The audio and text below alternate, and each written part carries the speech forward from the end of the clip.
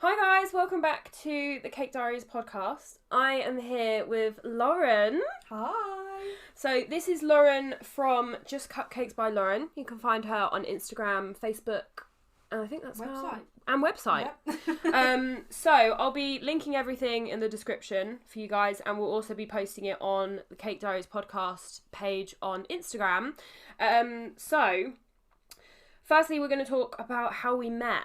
So I don't know if you want to explain, because it was your story that started it all. It was, on Instagram. Yeah, it was. Yeah. So yeah, it's Instagram. Yeah. Yeah. About the cake and bake show, wasn't it? I was asking people local who wanted to go with me. Yeah. And you replied. I know. And then we went. I know. Honestly, it was one of those situations where you put the story up and I looked at it, and you know when you look at people's stories and you're kind of like, do I reply? And then I was like, don't I? Because I don't know you. So I was like, does she even want me to reply? Because it's one of those situations where I was like, what if I reply? And then she's like, I don't want to go with her.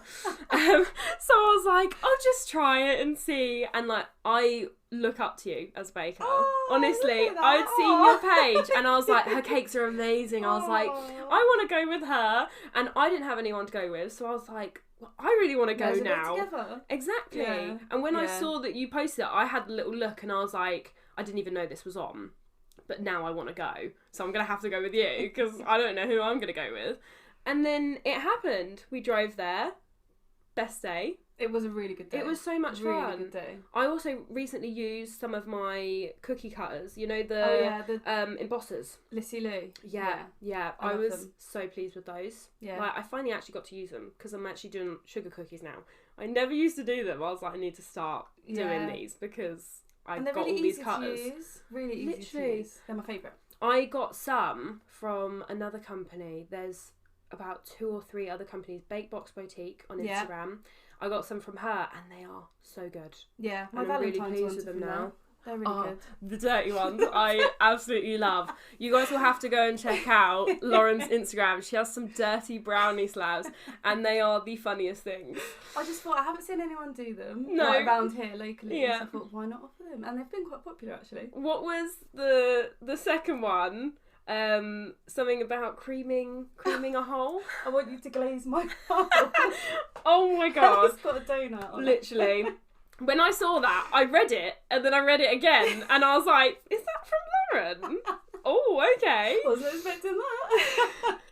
I was like, I like it, but I didn't expect something it. Different, because you know some people are quite quirky at Valentine's. Exactly. And will give something funny. Yeah. So I thought, why not? I love the like dirty or like outrageous messages. Yeah. One of my new postals is a brownie slab with like any message you want on it, because I've seen people do it with chocolate slabs and they're like swearing on it and saying the most outrageous things, and I'm like, I want that. Yeah, because it gives people a chance to personalise it more and just make it funny. Also it's like, I quite like the idea of making it and being like, oh, that message this week. It's quite funny. But yes, so that is how we met. It all started from the Cake and Bake Show, which was November 2021. And it's now January 2022 and we're back meeting up because we've both been really busy. We need to make it a regular, I think. We need to make it regular. We need to do some kind of like, I think we should do a little, you know, like a pub crawl, but with like bakeries. Cake crawl? Yeah. And we should be like, right, let's spend the day going to this place and like pick somewhere, like maybe a well-known place, and then we can try their treats. That's a really good idea. I like that idea. I think we're going to have to put that in the diary. Definitely. So basically, we're going to start with just how you started your business. Like, literally, you can take it from school, like the sort of thing that you were doing when you left school, and then whether that actually relates to what you're doing now, and like how long you've actually been doing the business, because I don't think I know that. Yeah, I've been open for just over 4 years. Wow. That's good. It was just a random thing, I guess. I mean, I left school and wanted to either join the police force randomly or be a teacher. I'd done my A-levels in English, media, and I can't remember what the other one was. Communications. Yeah. done those, and then started work in a preschool as a cook. Similar. Yeah, it's similar. Cooking. And chef. that's where I actually developed a love for baking, because everything was fresh, so bread, cakes. To be fair, everything. yeah, school cakes. Yeah. Yeah. So that's where I was like, oh, I like this. And then I had my third child, Abel, and then was like, I'm going to start baking. And then that was it. I'm going to open a business. Oh, let's do it. Little pastime on And then that was maternity. it. And then that was it. But the difference from when I started to now is just chalk and cheese. I'm just grown so much in those 4 years. And then I've sort of like figured out what I like, what I don't like. Because obviously I just do buttercream. Yeah. So I developed a hate for fondant. No offence to anyone Same. that does fondant. Same, I'm sorry. It's so time consuming. So I praise anyone that does it. Because I just don't like the taste. Difficult. Don't like the taste. I like the taste in small doses. Yeah. Like little fondant accents I can deal with, but I can't do a covered. Yeah, so little Don't fondant like the taste. decorations I can manage. Not figures, because they're difficult. That's what Etsy's for. Etsy and eBay. Yeah. So yeah, that was it really. So you started out wanting to be a police officer, became a baker. There you go. Literally similar to me. I did accounting for 5 years and then decided that was boring and wanted to do something completely different without ever properly baking a cake. Everyone was like, are you sure you want to do this? I was like, yeah. Literally anything I do, I'm like, either 1,000 miles an hour, like without even thinking about it, or I'm dubious and I won't do it. It's either one or the other. And this, I was just like, no, I'm getting business cards, I'm getting stickers, and all I'd done is made some cupcakes. And I was like, right, I'm going to start a cake business. And everyone was just like, yeah, they taste lovely. And that was it. And I was like, no, like this is a business. Like it's not just a hobby. No. And it just like goes from there, doesn't it? I think when you don't have a background in it, because there's so many people that have done loads of training. And again, like on YouTube, so many people are like, what training have you done? Tell me where you've trained. And I'm like, nowhere. Like you don't need to. Like you can teach yourself. Oh, you can teach yourself. It's amazing definitely. what you can do. Yeah. Just by yourself and a bit of YouTube and shocking. Like you can really learn a lot. And also like Instagram now, I learn so much from Reels and like people's short videos. Yeah. One thing that I've noticed they took off is IGTVs. Oh yeah, they did. Yeah, which I found really helpful because they were longer videos. Yeah, they were. And that's one thing that I've noticed they took off. I only noticed recently because I actually tried to upload one and they tried to shorten it to a minute and I was like, this is meant to be like 15 minutes long. So is it the maximum is a minute on a video? Oh wow. Yeah. And I was like, well, I can't post that then. So that was a pain. So one thing I wanted to talk about, which is a really commonly asked question, is keeping business regular. You are, or you seem, busy. And I think you are. So busy. Tell us how you keep so busy. I think in the beginning I wasn't, I'd say. But the thing that stands out for me is word of mouth. Yeah. Over social media. Yeah. If people have a good cake off you, they'll tell other people. Yeah. They'll come to you. And then you get regular customers. Yeah. I have a lot of regular customers. Some have been with me from the beginning. So through the that's really nice. They must have seen when I wasn't so good. Yeah. And now I'm better. So yeah, I'd say word of mouth is the top number one for me. And posting regularly. Yeah. Keeping your socials updated. Yeah. I think taking pictures of your work, making sure you take good pictures. Post I think that them. makes a big difference. Good pictures is a big difference. Lighting makes a big difference. Yeah. Just keeping everything up to date. Yeah.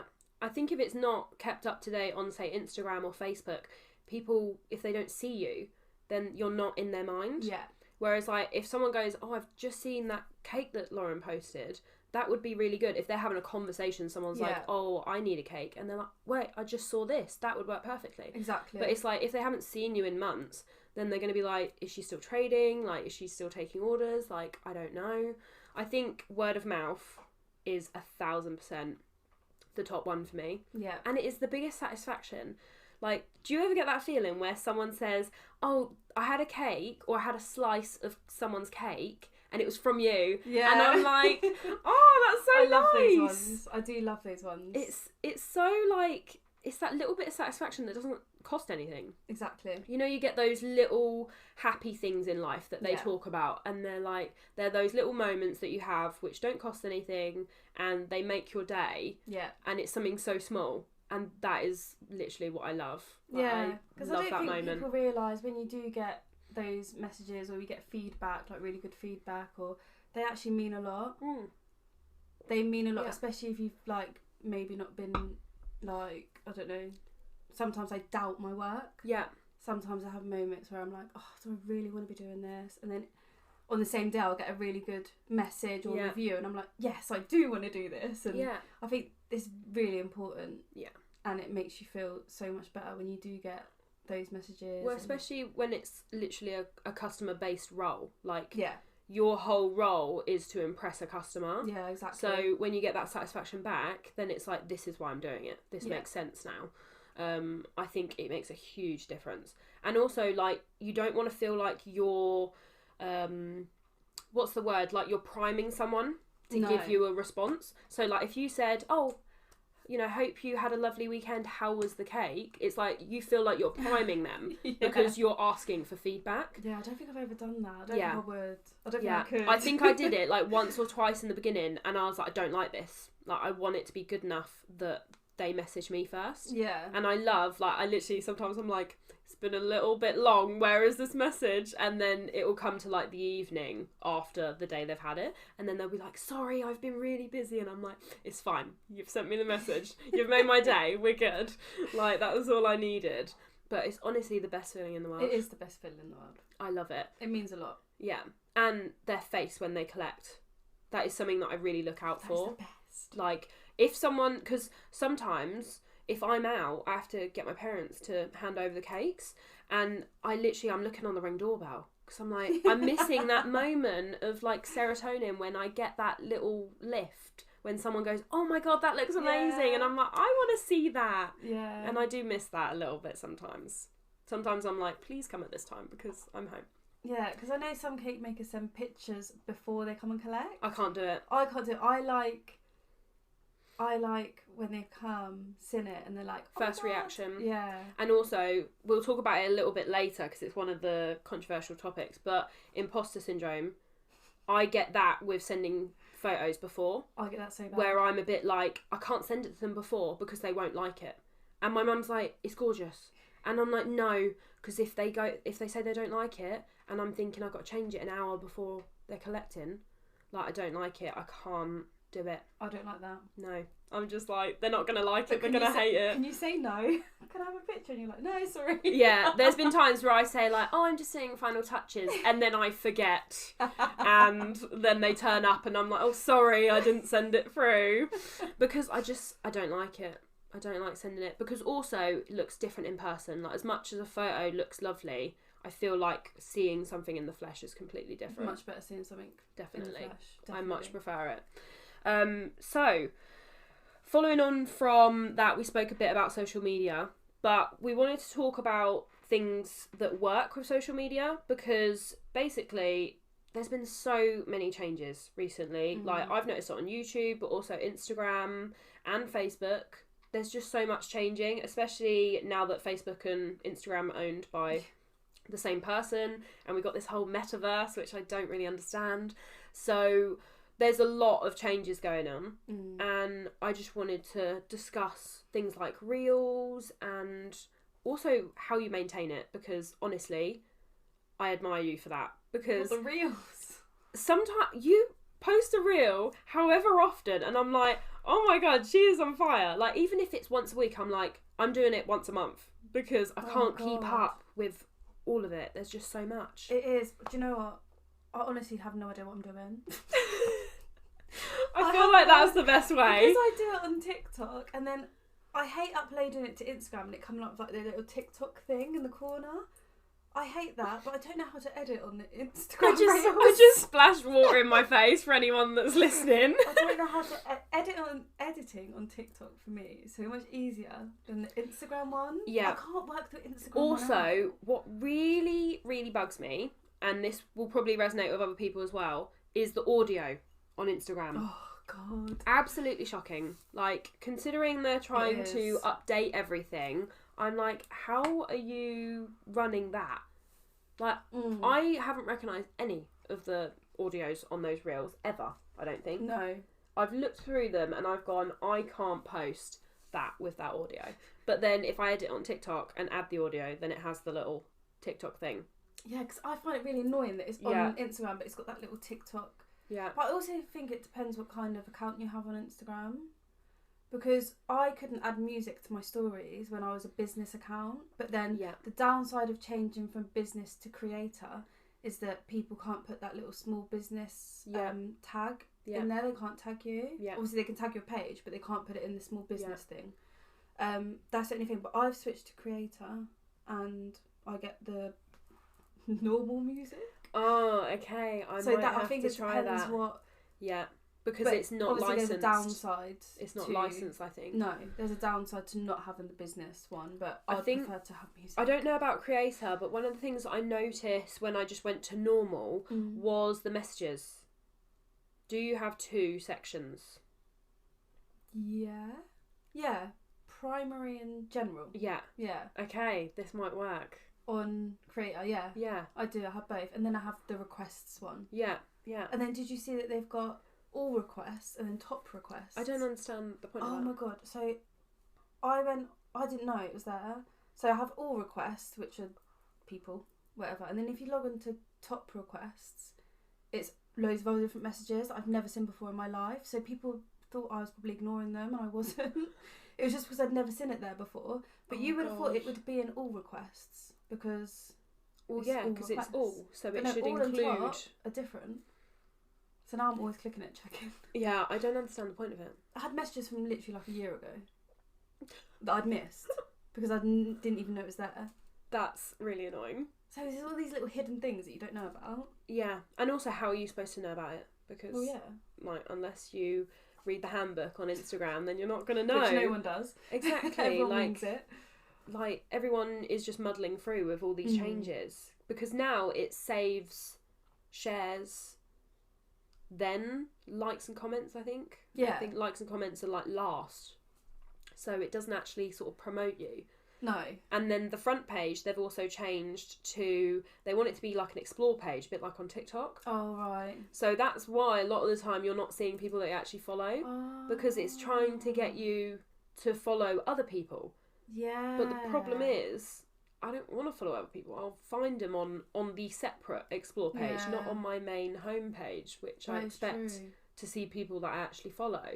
But there's so many accounts where I type it in because I might see someone tag them and then I'll click on it and I'm like, I'm sure I've seen them before. And then I'll go on it and I am following them. You just don't see their... And then I haven't seen their posts for like 6 months. Yeah. And I'm thinking, I want to support these people. I want to like their photos. Yeah, that's why you follow them, isn't it? So, yeah. Yeah. And it's just such pain. I just find that the algorithm is just getting worse and worse, if anything. It is getting worse. Especially for businesses. I feel like for personal, it doesn't really make a difference. Yeah, but you would have thought it would be better for us because, you know, we're trying to make some money. Well, and like small businesses and just starting your own business in general, I feel like is a lot more common now. So surely you would cater social media to that. Yeah. Because back in the day, you could have helped them explore and find new people, but now you need to be helping businesses actually grow. I just don't understand it. I don't understand it. That's our view on social media. We don't liking it at the minute. Yeah, don't like Instagram at the moment. I wanted to talk about bad customers. So I'm going to start with one that I had, and they're not going to listen to this, so I'm not fussed. But even if they did, hello. Yeah, they were just a pain, and I catered for them very much, and there was just no pleasing them. And basically, they would literally order every month cake, cupcakes, brownies. Like, they would order a lot every month, and then in sort of like September, October, they would say that the cake is lovely and the brownies and whatever else they ordered, but then they would always pick on the cupcakes. And I always said to them, I personally don't like a cupcake with no filling, because it's not that it's dry, but it's plain. Yeah. Because it hasn't got that kick inside, whatever spread or jam or whatever it is inside. And they kept saying they were dry. And I was like, well, this is a shock, because I've had people have them on the same day as you, same flavour, and they said how amazing they were. And you're the only person that's ever said that you didn't like them. And initially I was like, maybe it is a bad batch. Maybe they are dry. But I always make an extra one so that I can try. Because I'm also one of those people that is always worried about something going wrong. So I'm like, I always like to try, because just in case your oven's playing up or there's something off with the recipe, whatever it is, I like to have one spare to try. And yeah, this happened, and I was like, really sorry, I'll make sure that it's better for next time, offer them a discount, and then they didn't actually take it in the end. And then that was that. And then they ordered again, and the exact same thing happened. And I felt like every time they were either trying to get a complete refund because they weren't happy with the discount, and also I didn't really understand what they wanted from me, because the messages were just, it was just repeating themselves, and I was like, so what do you want? Like, I'd rather you just say, I want a refund, I want this, because it's much easier for me as a business to go, here you go, this is how I please the customer. I don't know how to please you. And then I was like, I'd recommend maybe we don't do cupcakes for the next order. Then they come back, they order cupcakes again. So this was the final time I was like, I really think that, and then they had some cupcakes in a future order. This is very confusing for the listeners. There's so many orders, honestly. But there was a cupcake order at the beginning of December and then one at the end. And I was like, maybe we should take the cupcakes off the end order, because this has been twice now that you haven't liked them. As a business, I don't like hearing that a customer doesn't like something. It makes me feel bad. I want to make that better. But you're not happy with them, but then you come and order them. But keep ordering them. In the same flavour, despite me saying that they're going to be the same every time. It was just really weird. And again, there were people that were literally having the orders the same day, saying that they were lovely. Like, I had other people test them. Like, when I made a spare, I was like, Mum, can you test this? Because I'm conscious that I'm biased. And she was like, no, that's lovely. And I'd be like, I don't know what's wrong. I really don't know what's wrong. So then, the day before this order in December, the last one where I was like, I think we should take these off, she said, I'm really sorry I've upset you. I should have just not said anything. And I was like, no, I'm happy that you said something. But one, it's the way you're saying it, 'cause she was really rude about it. And two, I was like, you need to see from my perspective as a business, why do you order something that you don't like? Well, yeah. Like, it makes no sense to me. I don't want to take your money because you're ordering something you don't like. I don't get it. And it went on and on and on. And in the end, I said, I think this should be our last order. And I've never, ever done that to someone. Like, I've never, ever had a bad customer, I would say. Nothing that was actually a problem. And in the end, I was like, you know what? I think we should stop this. And then she messaged me a week later saying, I'm really sorry if I upset you. The cupcakes weren't bad. So then she was, like, going back on herself. And then, which also made me think maybe it was trying to get a refund sort of thing. And then I said, no, I'm still not doing it. And she said, well, I want to order 2 cakes from you in January. And I was like, no, thank you. Find someone else. That's fair enough. And then I'm looking forward to her actually trying to find someone else, because, as we've discussed previously, I'm not sure there would be someone that is suited for that particular job, and also dealing with said person, because that's a job in itself. Please don't come to me. Honestly, I'm not sure they would have your budget, because I think it's either higher or the same as mine, so I think they'd be going to someone cheaper, if anything. They can go. Yeah, definitely. But yeah, so, have you ever had a nightmare customer? I say no, I haven't had one like that, where I've had to be like, yeah, we're going to have to end this relationship. Yeah. This cake relationship is over. But I've had things that haven't been dealt with properly by them, I'd say. Yeah. Things that annoy me. There's things that annoy me a lot. Like, obviously we work from home. I don't work in a outside kitchen. I'm not at an home. industrial kitchen. So people that are very, very, very, very late. Mm-hmm. I mean, a leeway of 15, 20 minutes, half an hour of push is fine. Like, with no communication. People that are like hour, I've 2 had hour, this 3 hour with no communication, expecting you to be home. 100%. Is a nightmare. I think that is definitely one of my peeves. Yeah. A quick message. I'm running really late today. If they're organising a party, like things have gone wrong, or I'm just running really behind. Can I collect a couple of hours later, or at this time, like giving me a time? It takes 2 minutes to send I a understand. message. That's completely understandable. I've been late sometimes to things. But I'm not a home hermit. I don't just stay at home all day waiting for people to come and collect cake.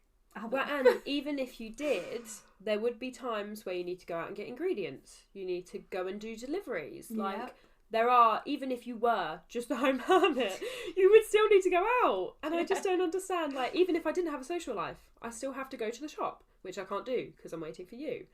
I just don't understand it. I had one similar where they actually lived like 5 minutes away. And in the end, it had been an hour.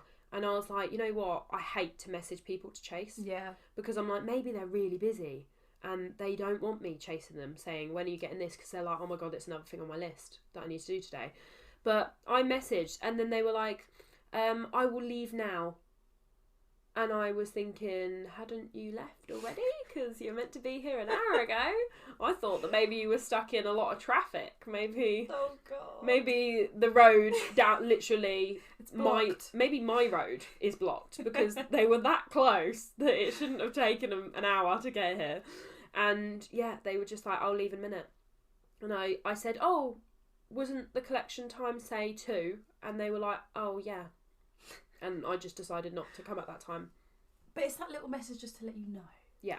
Because obviously I have things like school runs. Obviously you say you need to go out and buy ingredients. I might have an appointment. But I always do try and work around them as much as I can. Yeah. So I'll always say, or most of the time I'll say, is there a time that suits you? Same, yeah. Rather than be like, I need you to collect at this time. The only thing I do have collection slots for is like Valentine's Day, like Mother's Day, any set bakes. Yeah. Because then I like to have all the boxes ready. And there's a high volume. And there's a higher volume, How would you even coordinate 20 people coming at one time all over the day? Have like a 2-hour time slot for that, like 4 till 6 or whatever. But another thing I'd say with a bad customer is payments. Yeah. I saw that coming. I've had... See, in my brain, I'm like, right, I'm not letting go of a cake unless they paid me first. Like, obviously, I take a deposit. 1,000%. Yeah. And then I'm like, they can't collect the cake if they haven't paid me, so... Yeah. Hopefully they pay me before. You can wait on the doorstep until you pay me. I've waited days before. Yeah. After the cake's gone. Oh, no. That's annoying. Yeah. I did for a short time. The anxiety is too much. For a short time in my terms and conditions, I had that the payment was to be made 7 days before. That's what I have. But I don't have that anymore because I thought, well, it gives them more time to maybe pay, or I just don't have it anymore. Just because I'm trying to be more lenient, I guess. But maybe that's the mistake I'm making. Maybe I'm being too lenient. I don't know. See, my thought process behind that, and I used to be more lenient, but the only reason I have it as 7 days is to cater for the ones that don't pay. Yeah. Because then I'm thinking they should pay 7 days before. But if they then go, oh, I can't do it till Monday, then I'm like, okay, I'll still receive it 4 days before. Then I'm like, it gives me more time to claw that in before I have to give it to you, because that's what I'm worried about. That is true. I've had people where they say, so is it like payment on collection? And I said, no, unfortunately, all cakes have to be fully paid before I even start baking them, because when you're a tough cookie. When you message me and say, sorry, the party's cancelled, can I have my money back? You know, and like you expect me to not have started baking or whatever, then I want to make sure that I've got that money, because then I can go, right, I'll give you the time money back, or like say half, but I'm keeping the deposit to cover all the ingredients that I've bought and the hassle of you cancelling. Because thing is, I'm very like blunt. So I used to be nice, and then used to be nice. It's literally, it only took me about 6 months, and I was like, I'm an impatient person. I'm really impatient. It's a problem. And I was like, you know what? This is annoying. It's something that I need to get rid of. Yeah. So now I'm just like, nope, no cash. And if you want to pay cash, you have to deliver it to my house 7 days before, because that's when I want it, 7 days before, because it is a pain. And also I get really worried about people not paying, and then I've put all the time into it, because obviously that's our wages, like that pays the bills. Exactly. Can't have you, and also you can't have people hearing about that, because if someone gets away with ordering a cake and not paying for it, then you don't want more sort of dodgy people to then go, right, I'll try and get a free cake as well. I'll try and get a free cake, and then you've got loads of people doing it. That is true. Because you just can't have that. I have to rethink this. Yeah, you need to. 7 days. Become blunt. Yeah, you just got to do it. The thing is, you can word it in a nice way, but I just say, unfortunately, which makes it sound like I'm lessening the blow, even though I could just say payments needed 7 days before. But all you got to do, I learned this when I did accounting, because when I'd have to write all formal letters and make them sound nicer than they are, like, you need to pay us, basically. You're like, oh, unfortunately, I can't actually take cash because payments needed 7 days in advance. If you would like to, if you prefer to pay cash, you can drop it off if that's easier, but it's still required 7 days before. And then I can do a little bit at the end where I'm always like, if you'd like me to send a reminder message closer to the date, then just let me know. Because, some people forget. Sometimes I even say, I'm like, some people do say that they prefer to pay in full so that they don't have to remember to pay the balance at a certain date, because I know you'll forget. And then some people are like, yeah, that's a good idea. I'll just pay it all now. And I'm like, good idea, because I don't want to have to chase you, because that makes me feel bad. That's the thing, chasing people as well. That obviously people forget things or it slips their mind. But in all honesty, I don't really have time to chase people. No. As bad as that is, it sounds quite rude, but I don't. I shouldn't have to. I've had it before. Someone ordered some iced biscuits for teachers end of school year, and she'd ordered and I said, okay, payments required in advance, like this is how much it is, and then I didn't hear anything. Nothing, not a peep. I already sent her my bank details. We've checked my bank. She hadn't made payment at all, and I always say, oh, could you let me know when you've made payments, and I can put it in my diary. Nothing, didn't hear from her. The afternoon before she was meant to collect the next morning. Oops, just made payment. Can I collect at 10 a.m. tomorrow? And I said, no. No, you can have your money back. But do you know what I ended up doing? I felt so bad because she made me feel so guilty. Yeah. She was like, oh, my daughter's going to be so gutted. These were for her teachers, blah, blah, blah. I was like... She's not going to be gutted. I said, they'll be gutted. They'll be ready at 10 a.m. tomorrow. And I done them. And I shouldn't have, because... No, you don't annoy me like that. And she said, you didn't tell me that payment was due in advance. Yes, I did. Yeah. If you go back up and read the message, I did. But, what can you do? Yeah. But I felt so bad, I'd done them. That's the thing about small businesses, because word of mouth is so important, and even if someone is in the wrong, they can still make you seem like you're in the wrong, because that is word of mouth. Like, whoever they tell isn't going to know that you were in the right. Yeah. So it's one of those situations where you go, you know what, it's easier for me to just do it. Yeah. I'll be annoyed today, but I'll get over it tomorrow. And then it means that I won't get any bad feedback, and they'll go, oh, thank you for doing it last minute. I've had people where they messaged me the day before and I'm like, I can't do that. And then they make me feel bad and say, oh, you know what, I forgot, no one else had availability. I was thinking, what, the day before? I'm not surprised.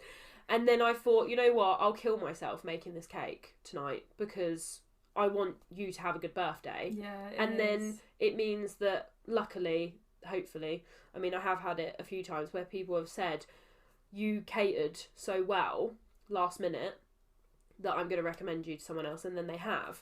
And I thought, you know what, it was worth that few hours of hatred towards them. 2 hours of pain. Yeah. Tiredness. that is the problem with small businesses, because you are all on your own. Yeah. It is a pain to be. It is a pain. You are completely relying on always pleasing the customer, always catering for everyone. Even if you're fully booked, you sort of feel like going, oh, I'll do it, because you feel bad. The amount of times I've done that is so I have a limit of how many cakes I can fix. Most cakes are at weekends, so I usually set myself a limit of how many I'm going to do. I won't disclose that because, I'll have a limit. And then if someone wants to order and it's a regular, I can't say no. It's another, overstretched my limit. I stay up till 4 a.m. doing these cakes. And I'm a zombie the next day. But I think we do stretch ourselves a lot, and people don't see it. No, definitely not. They just see our happy faces like, hi, well, here's your cake. And they think that you're just the baker, but I'm the baker, admin, advertising, we're everything. HR, we're absolutely accounts, everything. Literally, I do this whole job, and there's a lot to it, a lot more than you see. You just see me handing over a cake and saying, look, it took me 5 minutes. Like, that's all they get to see, but there is a lot more to it than that. Yeah, I had someone say to me once, I can't believe how quick you've done it. And I was like, no. I felt like saying, no, it took me hours. I didn't do it quickly. What's a weird comment. Where did you get the impression that I did this quickly? Who told you that I did this in 5 minutes? I know. So, people don't see a lot of behind the scenes. Yeah. When I say to people, like, if people need a budget breakdown, and I say, this is like 4 hours of work, they're like, 4? Thinking about what they could do in 4 hours, I'm like, yeah, it's 4 hours. Like, so that's what you're paying for. It is a lot of work. Yeah, definitely. Because it's the in-between stages of caking as well. So crumb coating, fridge, and then you do, obviously, your final layer of buttercream or whatever. And then if you need to do any stenciling or fridge again, out. Any texture, fridge, in and out the fridge with texture. Yeah. And that's time. Yeah. So that's a lot of people just think slap it on. It's not at all. Yeah. And also, like, before you even start, you've got baking and then it needs to cool. I can't just stack it straight away, it'll fall over because it will be warm as anything. Slide everywhere. Yeah, so it's like, then I have to wait for it to cool. So then I have to do other things in that time so that I feel like I'm getting my money's worth. Yeah. So I'm like, right, in that time I need to make sure that I'm either cleaning or prepping for the final decorations. Like, if there's things that I can prep, like if there's any chocolate details that you can put in moulds, I'm like, right, I can make some cake pops to try and use this time. It's like, you feel like you need to use all the time. Yeah. Because you need to be working as much as possible, basically. Exactly. But people just don't realise. Like, I had one where they were like, why is it more expensive for stripes? I was like, because I need to put it in the... Nightmare. Literally. I love them, but I also hate They're a them. nightmare. Because I have to put it in the freezer, then I have to get it out, fill it in, then I have to scrape it about 20 times and it look horrific.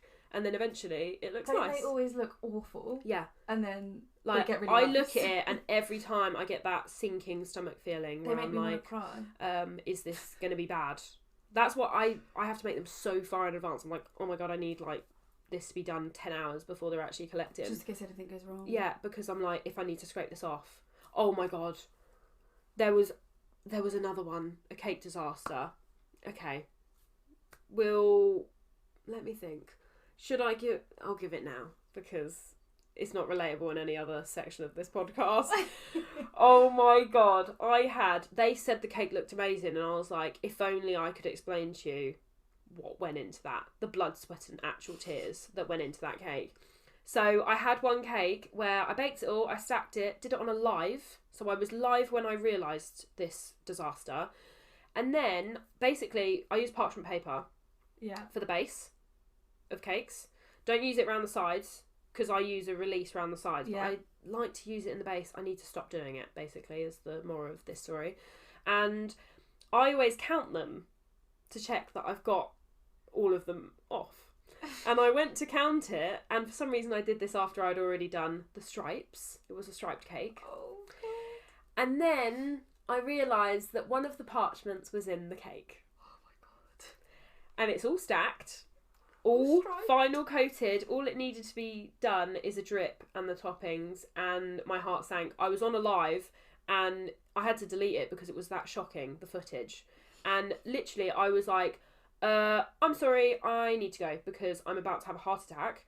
I need to cut this cake in half, basically, to get this bit of parchment out, and then I need to redo all the stripes. And it had been in and out the freezer, so the outside was rock solid. So I couldn't just scrape it off really easily because it had been in the freezer to set. I'd noticed it after I'd actually put it in there to set. So I had to get a knife and cut it in half. Someone on the live told me to put a skewer in to figure out where it was in the cake. Yeah. And then I figured out it was halfway. So then I cut it in half with a knife, took the top off, took it out, scraped all the filling off, redid the filling in between the two halves, stuck it back together, and then I had to cut all of the icing off the outside because it was set, so I couldn't just scrape it off with a warm scraper. No. Then I redid the stripes, drip. I was up until about 3 a.m. Then she collected and she was like, oh my god, it looks amazing. And I was like, take it away from me. I don't want to see this cake ever again. And then she ordered a cake recently because she's a regular, and that's why I was like, I definitely can't have anything go wrong with this one because she was a regular. And I was like, how has this happened?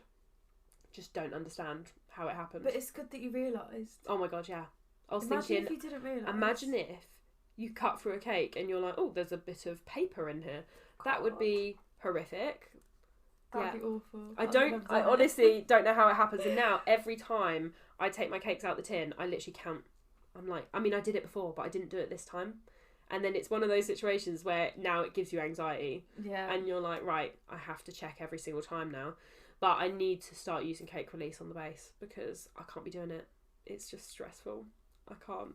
It's horrible. That's but giving me nightmares now because I'm a baking paper kind of gal on the bottom and the sides. See, I love it.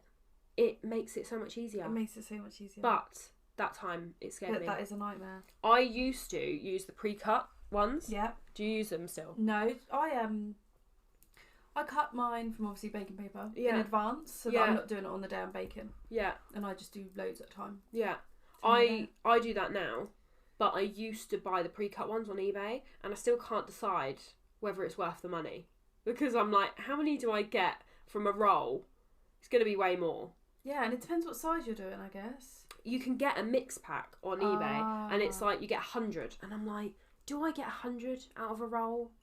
I don't know, because the fact is just satisfying to get it out of a bag and it's already done and I don't even have to think about it. Yeah, I wouldn't say I'd get 100 out of a roll. Yeah, I don't think so, especially because you have the offcuts. Maybe like 4 if you're doing like 100 4-inch cakes. But yeah. I hate doing 4-inch cakes. Oh, they're so fiddly. This is a unpopular opinion, but I love them. Oh no! They're honestly, I think 6-inch is now my favourite. 6-inch and 7-inch are my favourites. Yeah, because I find that the ratio just looks lovely, especially when they're tall cakes. Yeah. The ratio of 6-inch to tall is just lovely. Yeah. I really dislike 10 and 8. I just don't like the ratio. No, because with 8, the height, unless you do 6 layers of sponge, it just looks a bit weird, doesn't it? Yeah. I don't really like 8 mine. Inches. I do 4 layers for all of my cakes to get them to like 8 inches tall, and for 8-inch, because it's 8 by 8, it looks like a square, and I'm like, I've got to add another layer on now because it just, like, people go, oh, that doesn't look as tall as like this one, and I say, if you want it to look as tall, we need to add another layer on because it's 8 inches wide. Yeah. So it's not going to look as tall. It's not going to look as tall, yeah. I've had to explain that before. Yeah, because I can have them side by side and they're the same, but it's because it's a different ratio wide. Yeah. So I have to explain to people, I'm like, if you want it, then we got to add another layer. But I just dislike the look. I always recommend 6 and 4 if I can. Especially if people are having smaller parties, then it's like, well, it's fine. Unless they're having a ridiculous amount of people, then I'm like, well, you're going to have a 10. I feel like 4 inches is just so tiny. I love them. But in your pictures, they don't cute. look as small as what they are like. Like, when I look at my 4-inch tins, I'm like, really? Yeah. That is tiny. I find they have more on the outside. Yeah. The crumb coat is always thicker on a 4-inch. Yeah. Which then probably adds an inch onto the actual cake. True. Because you always have to do it thicker because they're wobbly and... They're wobbly. They are so wobbly. They're a pain. Oh, God. But nightmares. I find... I get used to them. I like them because they're diddy. I once did stripes on a 4-inch. No. And God. I had to have it, like, I crumb coated it and I had to put it in the freezer for a little while because I needed it to be rock hard. And then the amount of comments where they were like, oh my God, how the hell did you do stripes on this? I was like, with great difficulty, it will not be happening again. Now, my standard stripes cakes are all 6-inch plus because it's just too much hassle. I can't deal with it. It is too much hassle. Shocking. Like, I love the scallop ones though. Oh, they're my favourite. I've seen so many on yours with the half and half. Yeah, the fault line. Yeah. Is it a fault? Yeah. Yeah. Like a thing. Yeah. I love those. They are so nice, especially when it has the contrasting textures. Yeah. Like the scallop or the bubble. Love. Definitely. Love it. I've never seen someone try it with stripes. I wonder whether you could do it with the fault line. I think you like as the fault line. could, but you'd have to have it so the stripes is at the right height for the stripes, if that makes sense. So it's not just cut off at a... Yeah. You know what I mean. I think you'd have to like scrape it and then like where the carved out sections are of the fault line, you'd have to like scoop it out. Yeah. It would probably be loads of hassle, but I'm one of those people where I'm like, I want to try it at least once. Not for an order, just for pleasure. Because I couldn't do it and actually have a time limit on it. That'd be so hard. My mum's cake that I made, because it was her birthday on Friday, and we had a little party today. I made that and it was one of those wave cakes. Oh, yeah. Oh my God. If you don't know the technique before you do it, it is the hardest thing I have ever tried in my life. But when you look at videos of people doing it, it looks really They're easy. They're like, yeah. For anyone that's listening, like if you watched my live yesterday, you would have seen. The funny thing is though, because it's such a thick layer of buttercream, you literally just smooth it and then start again. And I just kept doing that. I just smoothed it. I was like, right, that wave was rubbish. And then everyone was on there going, you can do it. You'll be amazing. It's going to turn out lovely. And I was like, guys, this isn't working. I was like, I hope that my mum likes this cake because it has taken a lot. It was shocking. But that is one of the most, like, I don't know what the word is, but where it looks really easy, but it's really not. It's not. Like, I am actually, when I post it, I'm going to put who the inspiration were, which was Shannon's Cakes and Joel Jacobs. Yeah. But I'm going to say, like, this is not easy. It's really not easy. I literally had to watch their reels about 20 times halfway through the live. I was like, how are they doing this? And I was like, they've got it a bit more straight. It's that angle, isn't it? Yeah. I thought they had it really out, but then they had it really straight. Yeah. But well, when I watched have it Joel's, too straight that it marks the cake. Exactly. It's hard. They are hard. I've so done a couple. difficult. Yeah. And I mean, I did it on like the 20th time and it looked lovely, but I was like, if that was my first time doing it for a customer, I would have had a meltdown, I think. Whereas obviously because it was my mum's cake, I was like, okay, I can deal with the stress because it's for my mum and she's not going to have a go at me. But she's not paying for it. But if it was a customer, it would be way harder. But yes, that is our cake struggles recently. So I wanted to talk about your inspirations. So it can be anyone that you're loving at the moment, but also like who got you into baking. Who got me into baking? I think the first kind of people I followed was Finch Bakery. Of course. Frostbite Bakery. We have the book. Well, I actually don't have the book. I didn't have it. I got it for Christmas. Oh, yeah, my mum got it for me. She searched my whole office and she was like, why don't you have this book? I have Jane's Patisserie, who I actually was an inspiration in the beginning. Her book. At the moment, I have to say it because I'm so excited, I love Chels Bells. Oh my God, same. She's just my favourite. I love her. And she's such a lovely person. She's so down to earth. We met her at the Cake and Bake show, so She is. You fangirled a bit more than me, but yeah, I love her. At the moment, she's definitely my favourite, and I love Marble Bakery or Cakery, mind blank. I feel like I know the one. She was at Cake and Bake Show doing demos. Yeah. And all the ones that were doing sugar cookies there were really good as well. Yeah, so there's Flour and Fold that was there. Love her. They liked one of my photos recently. I was like, why are you liking my photo? Are you okay? Like, fangirl. Sure? Really fangirling. But it's taken a while, I think, for me, from the beginning to now, to find a style. Definitely. Of doing things that I really, really love doing. So there's cakes, like I would do character cakes. Yeah. I don't necessarily like doing them. Yeah. Because I'm like, I never think they're good enough when I do them. Yeah. I don't know why. I just but anything with texture, I love. You're literally Anything the with dried queen flowers. of texture and dried flowers. Oh, When I see them, I'm like, oh my god. When you do those, they look a bit like fans made out of like sugar. Do you know what I mean? Like a wave. No. On one of your recent ones where you posted it and it said texture. Oh, And it was the white, blue, purple, and then there were these little like swirly things at the side. They're wafer paper sales. How do people do those? Which are really easy. Are they? But they add such an amazing dimension to a cake. I need to get on YouTube and because obviously there's chocolate this. sales. Oh my god, I hate. But I hate them. Yeah, because I'm always conscious that it's not tempered right, and I'm like, what if it starts melting? Yeah, especially white chocolate ones. Because obviously white chocolate is really hard to work with. But wafer paper sales are so easy. I just looked on YouTube. I can't remember whose video it was.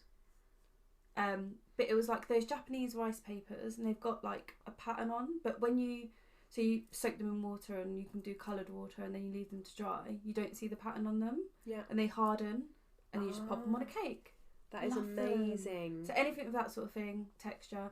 But it has taken me a while to learn what I love to do. Yeah. And I think, but a lot of that has come from watching other people. Like I think Chelsea Wells spoke about it, about she'd rather do cakes that she loves to do and sort of things like that. She spoke about one of her stories quite a while ago, and I thought, like you can say no to a cake if you don't want to do it. I used to not be able to. If it's not your style and you know you wouldn't enjoy it, there's no point in doing it, because a perk of having a small business is loving what you do. Exactly. The reason you do it is because you want to enjoy your job and not do something that you don't enjoy. And also you do have a type of customer you want to reach. Yeah. And also there are ways around it. Yeah. There's been people where they've sent me a cake and I've said, unfortunately that's not my style, but here are some similar ones. Yeah. Like if it's a theme style and I'm like, right, they want a blue cake for a boy, then I'm like, right, here's something I could do that is in my style. So you're given that option. Yeah. And then they're like, oh yeah, actually I like that. Okay, yeah. then. A lot of the time they're like, actually I prefer that.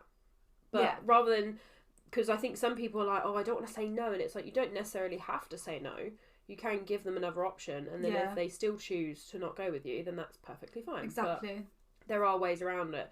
I used to always say yes to the first design sort of thing when I first started. And you don't have that like necessary creative drive, I guess, where you're like, someone sends you something and they say, this is what I want.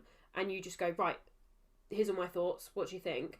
I feel like you don't have that necessarily in the beginning. You don't. You haven't got that ability to just come up with something. No. So whereas now someone can just send me like words, like they don't send me any designs. They'll just say, I want something like this. This is what I'm thinking, like navy. And I'll be like, right, we could do fault line. We can have, you know, all these gold accents on it. We can have a topper. And they're like, perfect, sounds great. But you don't have that in the beginning. So I feel like when someone sends you something you don't like, you say, well, I can't say no, but I also don't want to do that. So I'm just going to have to say yes and not like it. Yeah. Like, I've had ones where I wouldn't post a photo because I didn't like it. And I was like, I don't want it on my page. I do it. But I want the money. Yeah, I do more cakes that are on my page, but I just haven't taken a photo. I don't. Yeah. They're not Insta worthy, whatever you want to say. Or I haven't taken a good enough photo. Or they don't fit in with your, like, collection, I guess, like what your style is. But in the beginning it's not like that, because you want to get out there, you want to reach people, you want to show them what you can do, all these different things, and you can't afford to just not post cakes. Exactly. Because it's like, well, this is my work, I have to post it. Yeah, but I think once you've gotten yourself to that stage where, right, this is what I actually love doing, so it's like, obviously we specialise in buttercream, we don't do fondants. That's another thing. I get people sending me fondant cakes and I say, I can't do it quite like that, because obviously that's a fondant cake and I specialise in buttercream, but I can do it like this in buttercream, whatever. I do actually get quite sent a lot of fondant cakes, and I'm thinking, hey, look at what I do. I get a lot of that. I'm like, and you obviously like this cake that you've sent me, but I can't make that.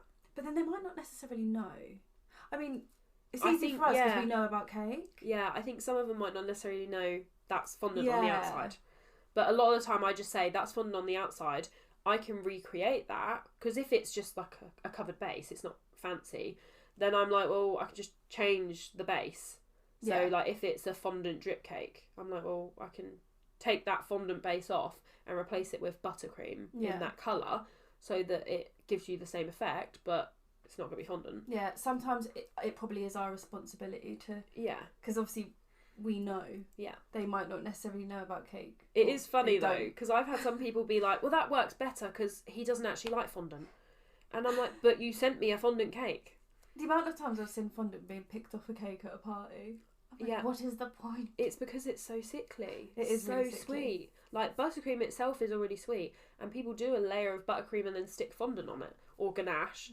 So it's like, you've already got that sweet layer, and then you're adding this really sickly layer on top. I just really don't understand it, honestly. No offence to any fondant lovers. Yeah, I mean, it's a massive skill. I can't do it. Like, I can't do the skilled stuff, but I still don't like it. It's the realistic stuff as well. I'm like, how have they done that? Honestly, I don't know. Like, we saw at the Cake and Bake show, the realistic looking humans. Yeah. Little fondant humans. And I'm like, oh my god. I had to make it was a Roblox cake. But again, it was a fondant one, and I was like, I can do it in buttercream, and I cut out the letters and put them on the front of the buttercream. So it was fondant accents. Yeah. And like fondant bricks on top of a buttercream base.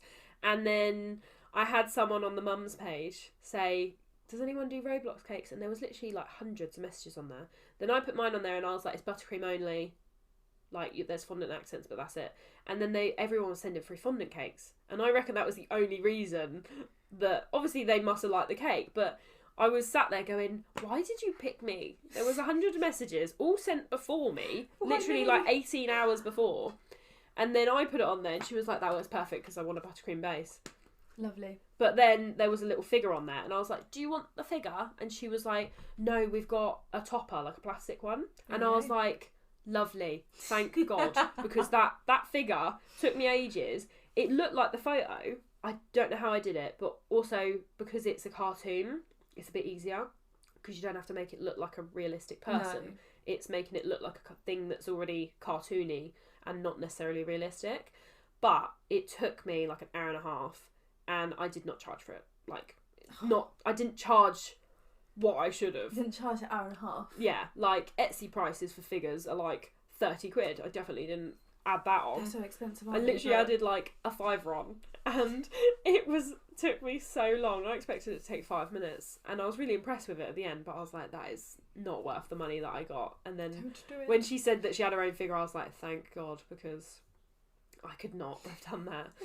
But yeah, Roblox cakes are a massive pain, honestly. And Minecraft. Oh, never in a million years I will do. Minecraft, those little squares. I will never do it. Right, no, don't do it. Don't do it to yourself. No, definitely not. I don't know how people do it. And also, because I always feel like, I mean, I'm not a fondant expert, so maybe I'm missing something.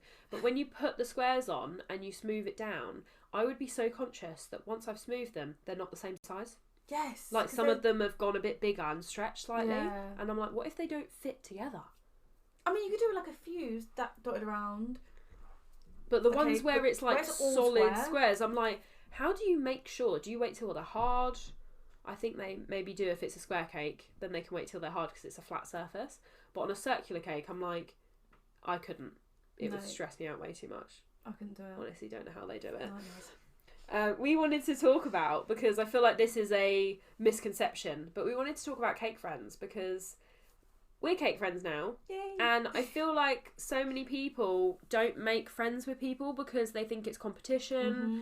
And I also wanted to touch on that, like your thoughts on that, because I think about it the same way that quite a few people think about it. But I saw it once on Finch Bakery's profile and they were like, they can't supply enough cake for the whole of the UK. So why would they even try? Like, why would they get offended if someone else got their work? Yeah. Like, if someone else got the job, why would you be offended by that? It's like, you can't cater for everyone, unfortunately. No.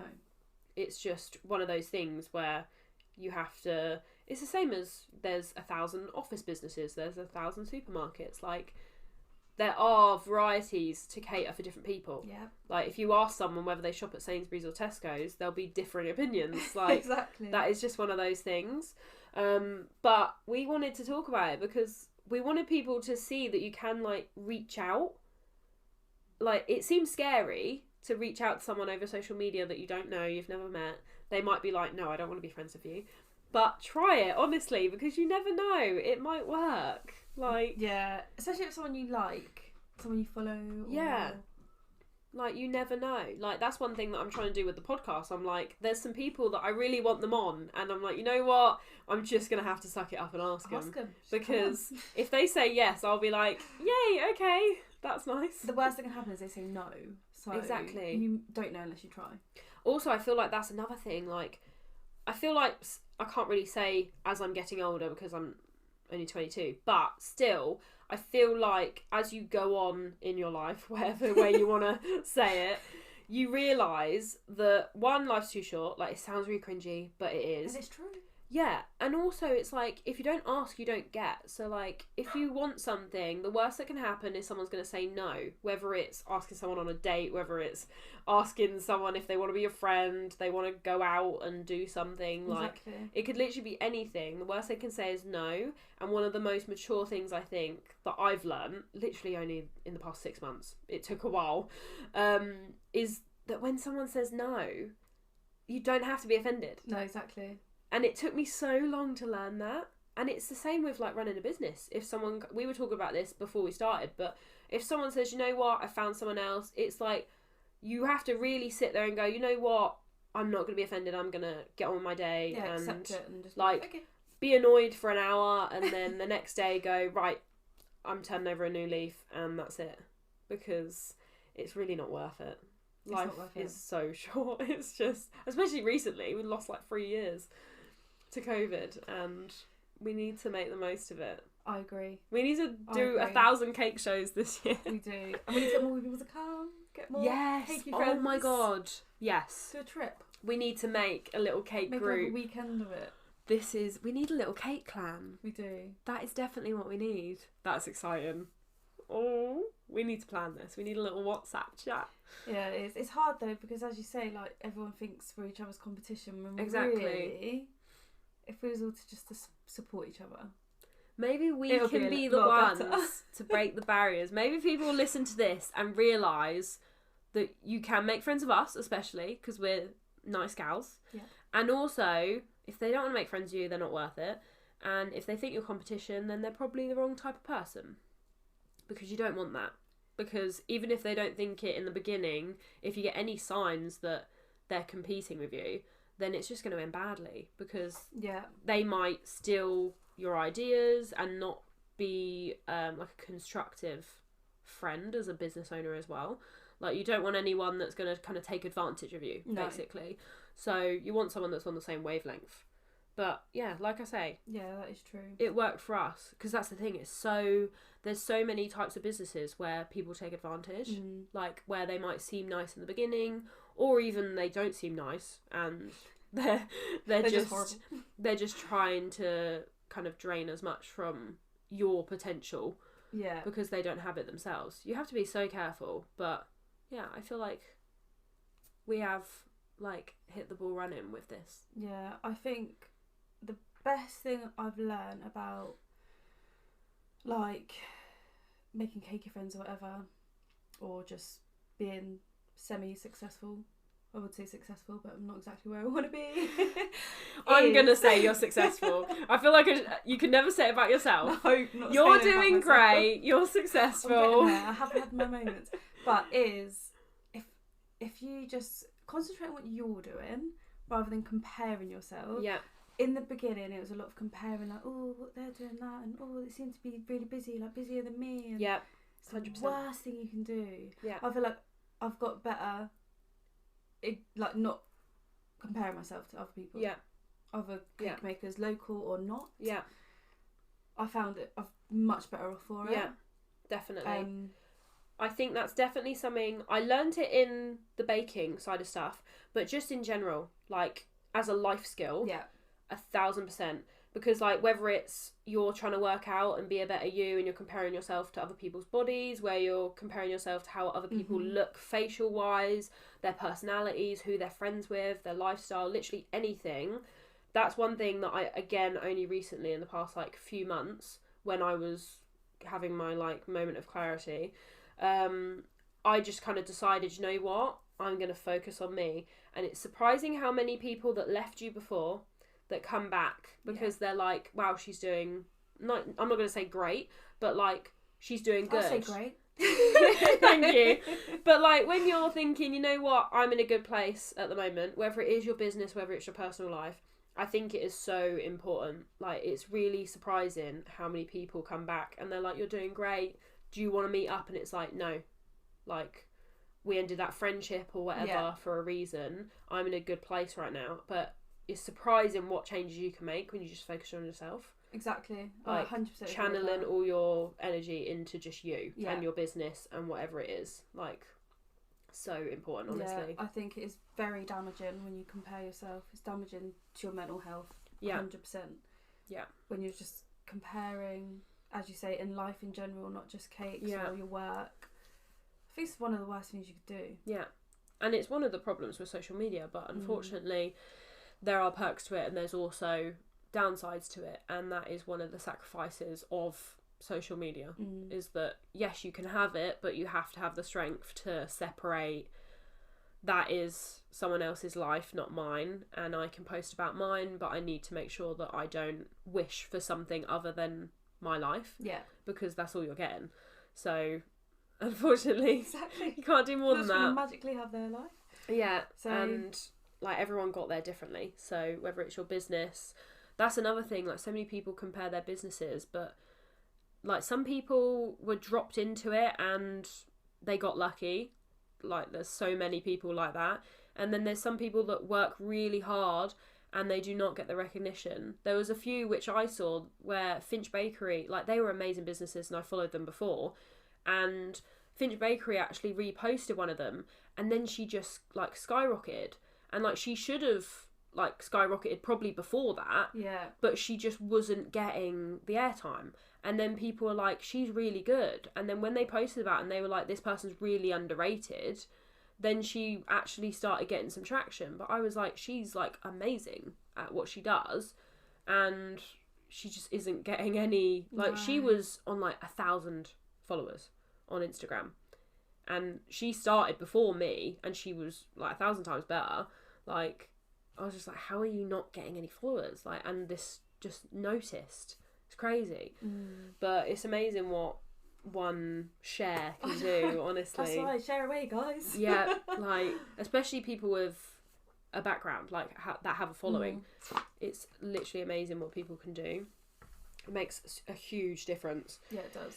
So, as we're in the new year, I wanted to talk about your goals and just expansion, just out of curiosity. Like, obviously, don't share what you don't want to share, but like, I know what my goals are for expanding the business, and I was just curious as to whether you're like, you know what, I want to stay in my house working from there, or I want to, you know, have a massive warehouse and like sell all over the UK and have 20 shops or whatever. Just curious, really. I want to really crack wedding cakes. Yeah. I want to get out there in the wedding world, but it's a confidence thing for me. Yeah. Wedding cakes, I get really bad anxiety with wedding cakes. I feel like it never gets better. They haunt me months before, months after. Oh my god.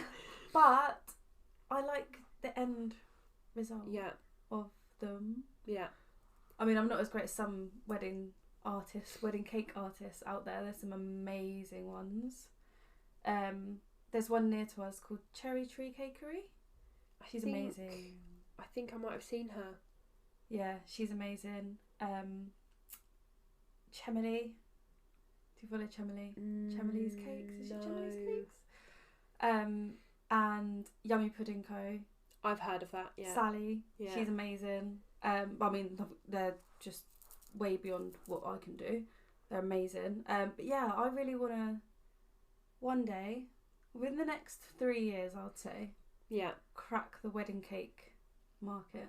I feel like you get a very different sense of satisfaction from weddings, because like, I still, when I'm free on a Saturday, I do weddings with my sister to do hair and makeup because she trained me.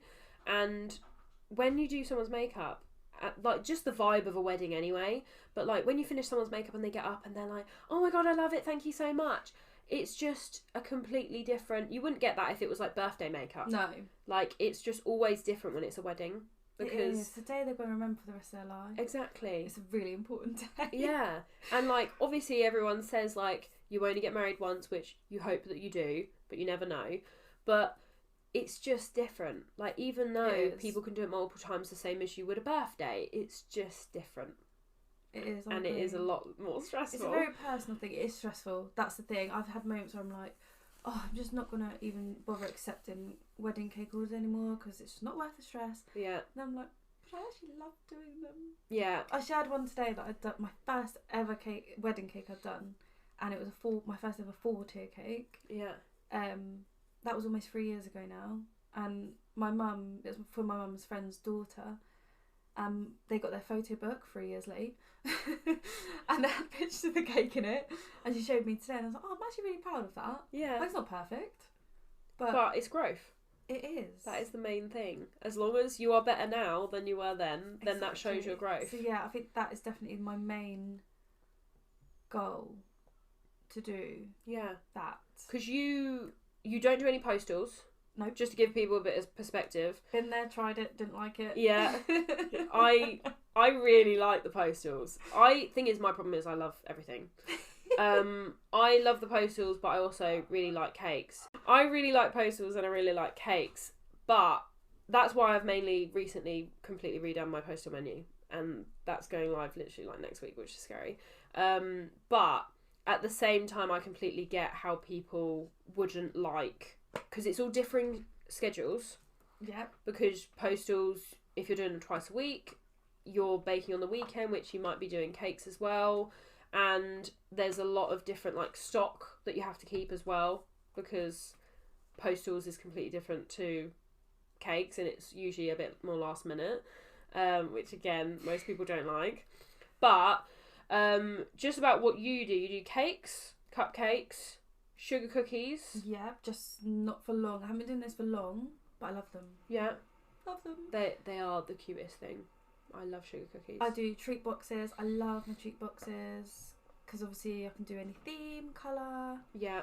Love those. They can be very, very personalised. Yeah. Any little personal touches added, especially to sugar cookies. That's what I love about sugar cookies. Yeah. As you can, possibilities are endless. Yeah, I love them. I love my treat boxes. Obviously I'm called Just Cupcakes, but I don't just do cupcakes. Yeah. There is a story behind That's that. why I wanted to clarify. There is a story behind that, because when I started out, I literally done Just Cupcakes. Yeah. Buttercream cupcakes, not fondant. No fondant toppers or anything like that.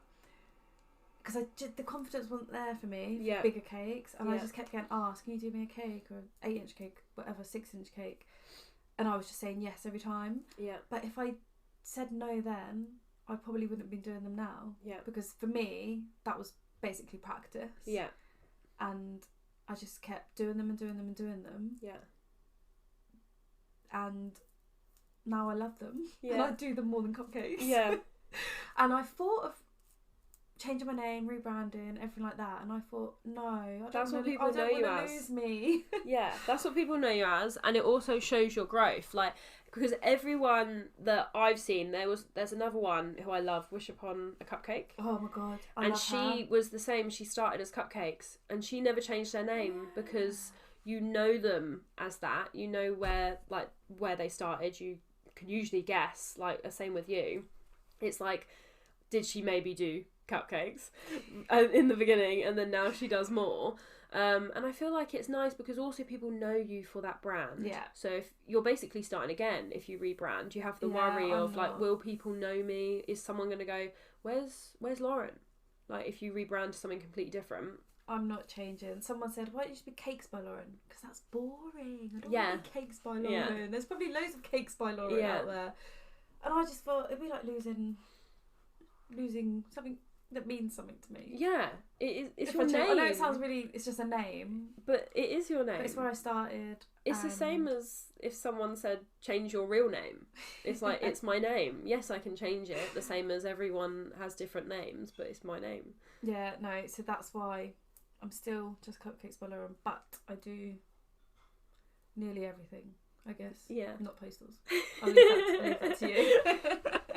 Too too complicated for me. Yeah, I'm very strict with postals. Like, I don't know how people do like one item. Like, you can have one item of each. So you could have like a box of 9 things, but they're one of each item. And I'm like, I would have to bake 1,000 different items. And you'd have to sell like quite a few, because obviously it's brownies, so like a tray bake. Exactly. And obviously I bake my brownies in one tray and one flavour. Yeah. So you'd have to sell like however many brownies you get. Especially when they're things like cookie pies and stuff. It's like you can't even cut corners and do like a half and half tray of flavour. Like, no, that has to be one whole flavour. Yeah. So it is a massive pain. So now I'm like, right, it has to be a box of 6 minimum, and that's how it's gonna work. Unless you had a shop. Oh, I know. It's a you dream. would suit a shop. One of my goals is to do classes, teaching. Yeah. I want to have an industrial shop where it can be kind of like a showroom. My brother's got one similar, and I love the idea, where you can do appointments to come into the shop. So it's not just free balling, like you can come in whenever you like, because there is the worry that if there's 100 people in there, I can't run around and help them all. Yeah. And also it's quite nice to have a tailored service. Like, someone has an appointment, you can run them through everything. Yeah. And they've got your full attention. And also to have a shop, to have a room, in the back of that, and then do classes. I always wanted to be a teacher, like a primary school teacher. My mum, because I can talk for England, so we always used to say that maybe I'd do something in teaching, and I would love to do like kids teaching classes where I bake the cakes and then it's a decorating class. Because I feel like baking is something that they could learn at home. Yeah. They could find, or they could even get the recipe given to them at the end of the class. But that is something where it's not as difficult to get that right if you have the right recipe. Yeah. But the decorating is the thing that they're going to need a hand with. That's the creative part, I think. Yeah, definitely. Yeah. That's the bit I enjoy most as well. So it's like, I don't want to watch 20 kids bake layers, because I'll just be like, right, I'm bored now. I actually need to see the decorating side. And also it's like you'd have like 20 different designs, they'd all come out different, and it's just like kids. I just love kids. Kids parties. Literally. Yeah. That'd be fun. Yeah. Like, come and decorate cakes for, oh my god, you're decorating giving me ideas now. God, I'm gonna be saying to my mum, like, this is what I mean about 1,000 miles an hour. I'm gonna be like, right, mum, I found a unit, I'm gonna set up the classes because Lauren told me I could do this. Do it. They're quite expensive around here units, aren't they? Yeah. Well, there's not many of them like, with kitchens. Yeah, that's what really annoys me. I have a really particular idea in mind and I can't find it, and that's what's really annoying me. I want a glass front. Yeah. So that you can have the showroom and people can see in, because even if it was like an office, you'd still want some kind of cake showcase in the window so that people know what you're doing. And I just can't find any like that. They're all industrial, like a metal building, and that's not what I want. Tin can. Yeah, I need like a normal office. I did find one in town, which was near the old Sainsbury's. Yeah. And it's the one with the glass doors. It used to be like a estate agent's. And I looked at it and I was like, I can't afford it. It's £1,000 a month.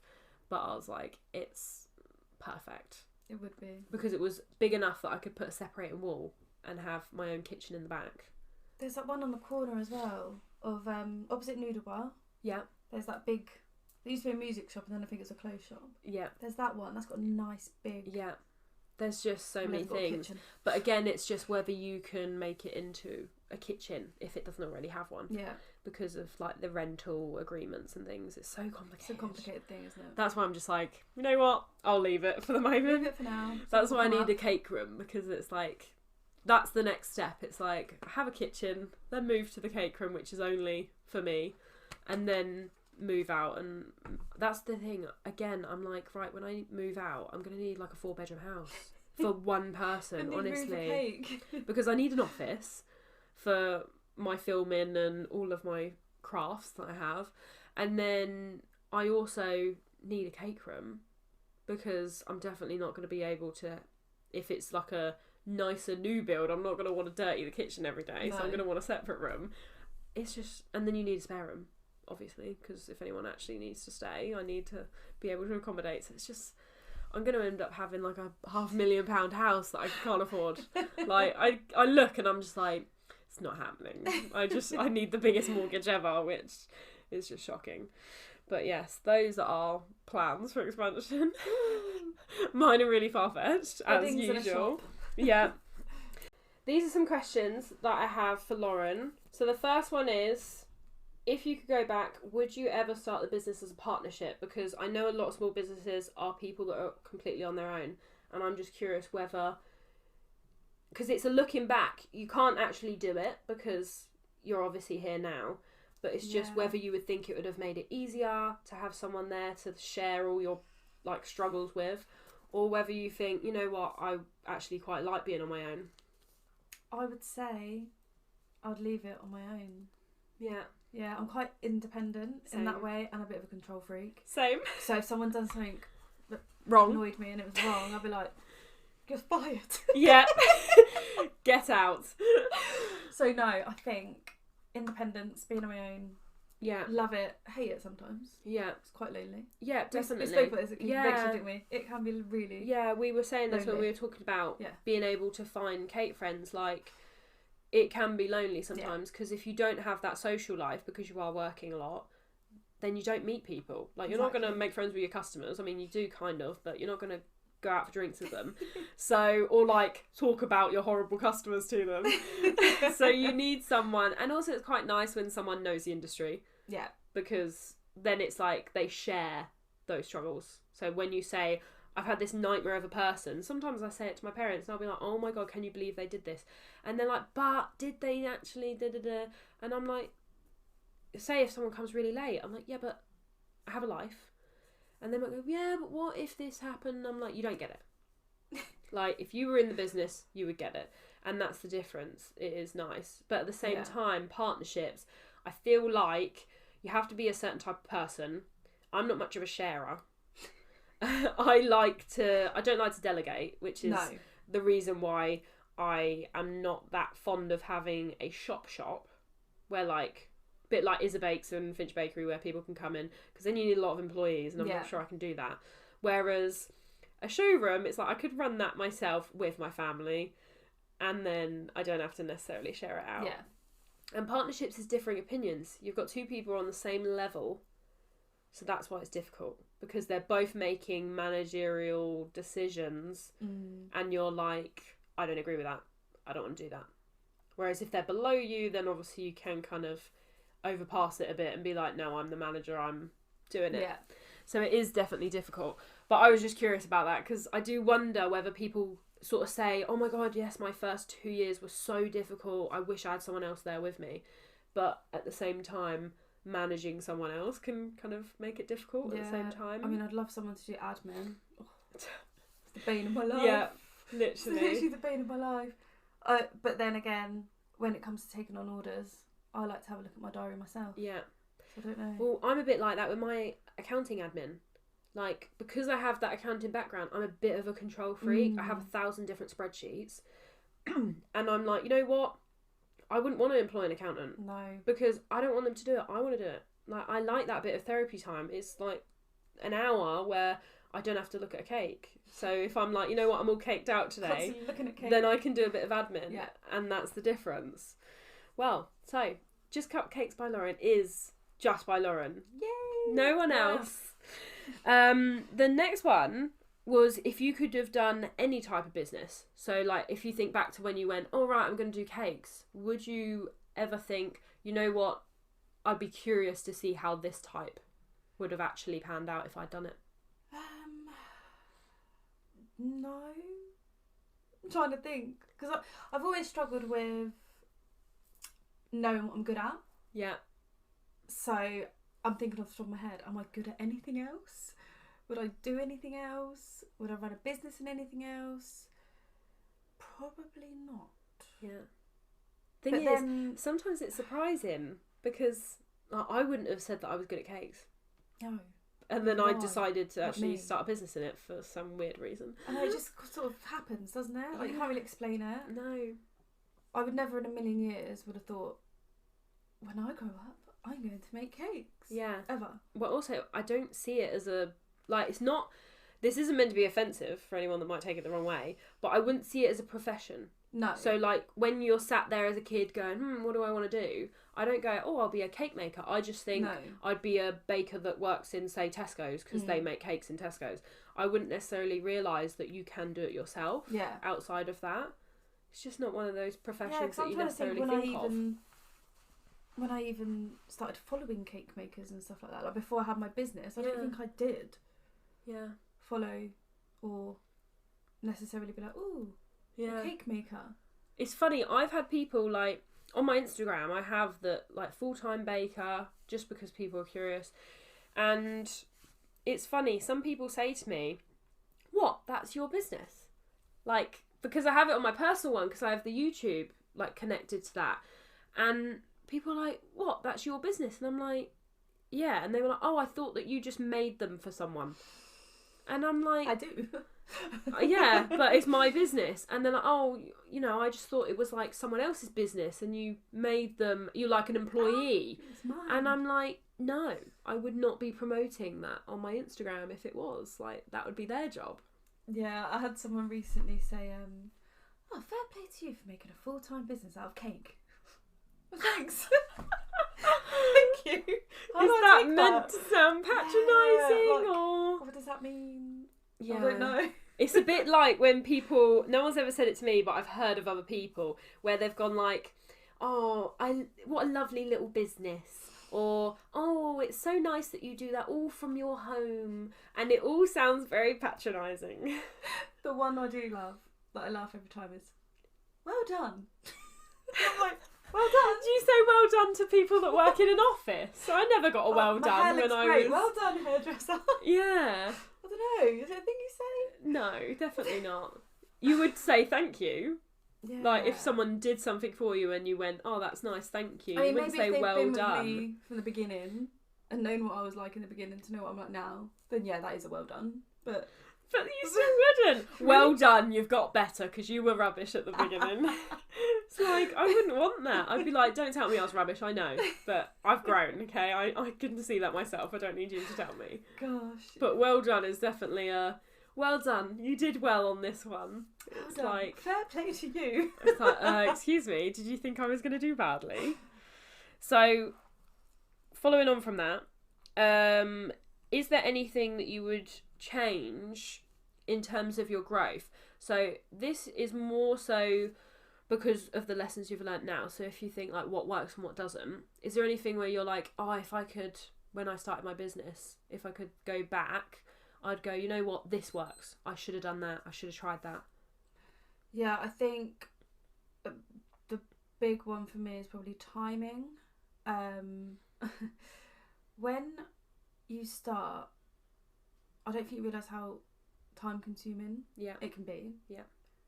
So I'd say maybe in the start a lot of things, well, not rushed, but done in a short span of time, whereas now I have a system. Yeah. I'm going to bake my sponges on this day and then I'm going to decorate the next day. Yeah. And then they get collected either that evening or the following morning. Yeah.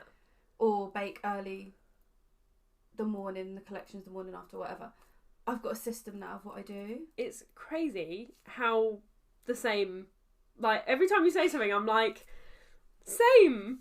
Like literally I used to do that as well. Because I think the bacon sponges part, if that's out of the way, then all you've got to think about is, right. Well, and it's the cooling that is such a pain. Yeah. Because I don't like to put them in the fridge. No. Because I feel like it makes them soggier. Yeah. So I want them to fully cool before they go in the fridge. Yeah, that's what I do. So you want to... Because some people are like, leave them out and then after 10 minutes take them out the tins. But sometimes I think that's a bit too soon. Sometimes I leave it like half an hour. Yeah. Then take them out the tins and let them cool. Because I think that's where they're trying to do it quick. Yeah. But then I worry about ripping the sponge because it's so fresh if it's out too the warm, oven. It will rip the sponge, won't Then I don't want to just like flip it out straight away. No, I always leave the cooling tins for a little while. But it definitely a time I wish I'd known. Yeah. That I wish I'd known a lot more things when I started. Yeah. Because I think when you start a business, I feel like it was quite rushed. Like, I want to do it, so I'm going to do it. Rather than do my research and learn some tricks of the trade, get into a system, this is what I'm going to do, I think that's definitely something I wish I would have done. Yeah. So not sort of bam, started. Yeah. I make cakes now. Yeah. Take your time, do your research, learn actually what you're doing before you do it. Make sort of thing. loads of cakes for friends and family before you even think of starting a business. Yeah. Because I think that's one thing I baked anyway, but I wish I would have baked more. Yeah. I weirdly did it at the same time. Like, I was baking for family for, like, the practice, but then I also, because I was posting photos, people were like, can I order a cake? And I was like, yeah, go for it. Yeah. And it's like, I'm It's still definitely a knowledge practicing, thing. so I should still be practicing. It's definitely, I wish I would have known more or made myself learn more back then. Yeah. Because there's things now, but they just, I don't even think I knew about a crumb coat when I started. I honestly don't think I even crumb coated cakes. Because I don't know how I started out cupcakes anyway. There's so how many you things actually did that. Because I'm Don't like, know I either. can't imagine But trying to final coat a cake. That's how bad they were then. And they were spotty. You know what it was, There were actually? crumbs in it. I'll tell you what it was. The first proper cake, as in selling cake, I did was one with like fingers at the side.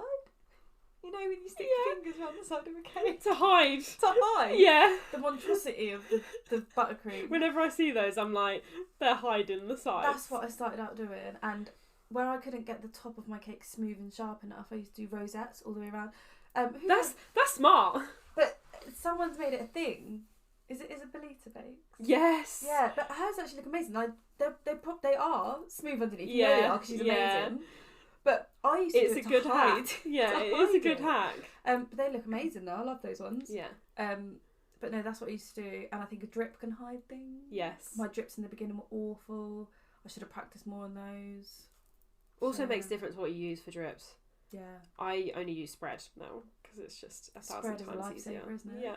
Rather than I used to Literally, use when ganache. Tesco's went out of white White chocolate chocolate. spread, I was like, what It's am I back going to though. do with my life? It's back.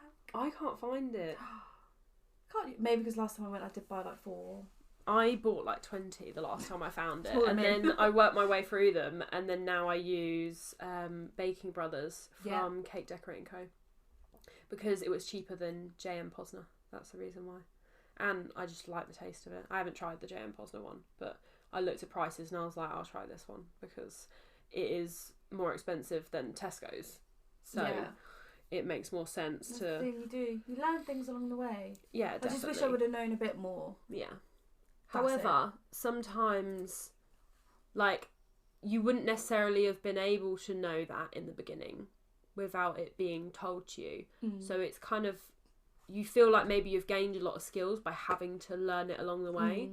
And then you also know what it's like to build on your business because you're like, I've had to learn all this along the way. It hasn't come on the first day and I knew everything.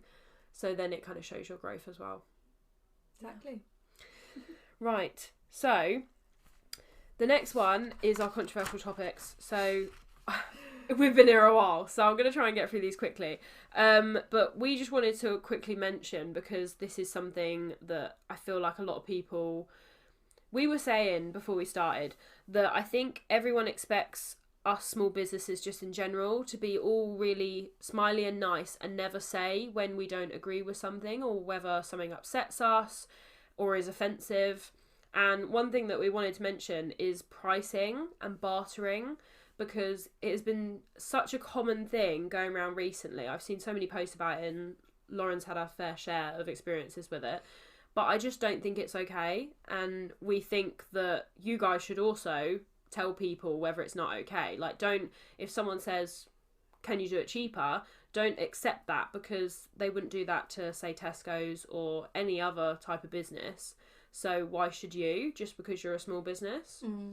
But did you want to just share your little experience with just having a lot of people expect? Yeah, I think there's something in the air lately. I mean, it's January, everyone's broke because of Christmas anyway. I think so. But that's not the point. I think it is one of those things that when I've had it recently about my prices being mentioned when they didn't really need to be, as in, you know, you just do it, sort of felt like a dig almost. it puts doubt in my head. Like, oh my god, am I too expensive? Like, what? Maybe I am. Oh, am I? No, but I'm not. Yeah. Like, I'm sorry, but I have to provide. Yeah. I have a family to provide for. Yeah. I know my worth. Yeah. Now. Yeah. After 4 years. Yeah. It's about knowing your worth. Just stick to your prices, I think. 1,000%. Plus, it's difficult when ingredients has got more expensive. Yeah. I remember the big price jump for butter. Yeah. It used to be, I'm sure butter used to be under £1. And strawberries. And whenever anyone has them on cakes or just chocolate covered especially ones. when they're out of season, I try not to use them when they're not great anyway. Yeah. My children love them, so I buy them all the time. I don't really eat them at the minute because I don't like the taste of them. Yeah. But no, when price of ingredients go up, we have to consider that as cake makers. Yeah. Because even if it's by 2p, 5p, 10p, whatever it is, I mean, butter now is, what is it, £1? Like salted butter, salted or unsalted butter for buttercream, I mean. £1.49, sorry. Yeah. And that there was I remember the big jump it made because it used to be £1.20 or something like that. I think when I started there was a big jump. Almost 2 years ago, like I think it was like £1.20. Yeah, and it is, and it depends on what ingredients you use. Yeah. Some people might buy Supreme flour.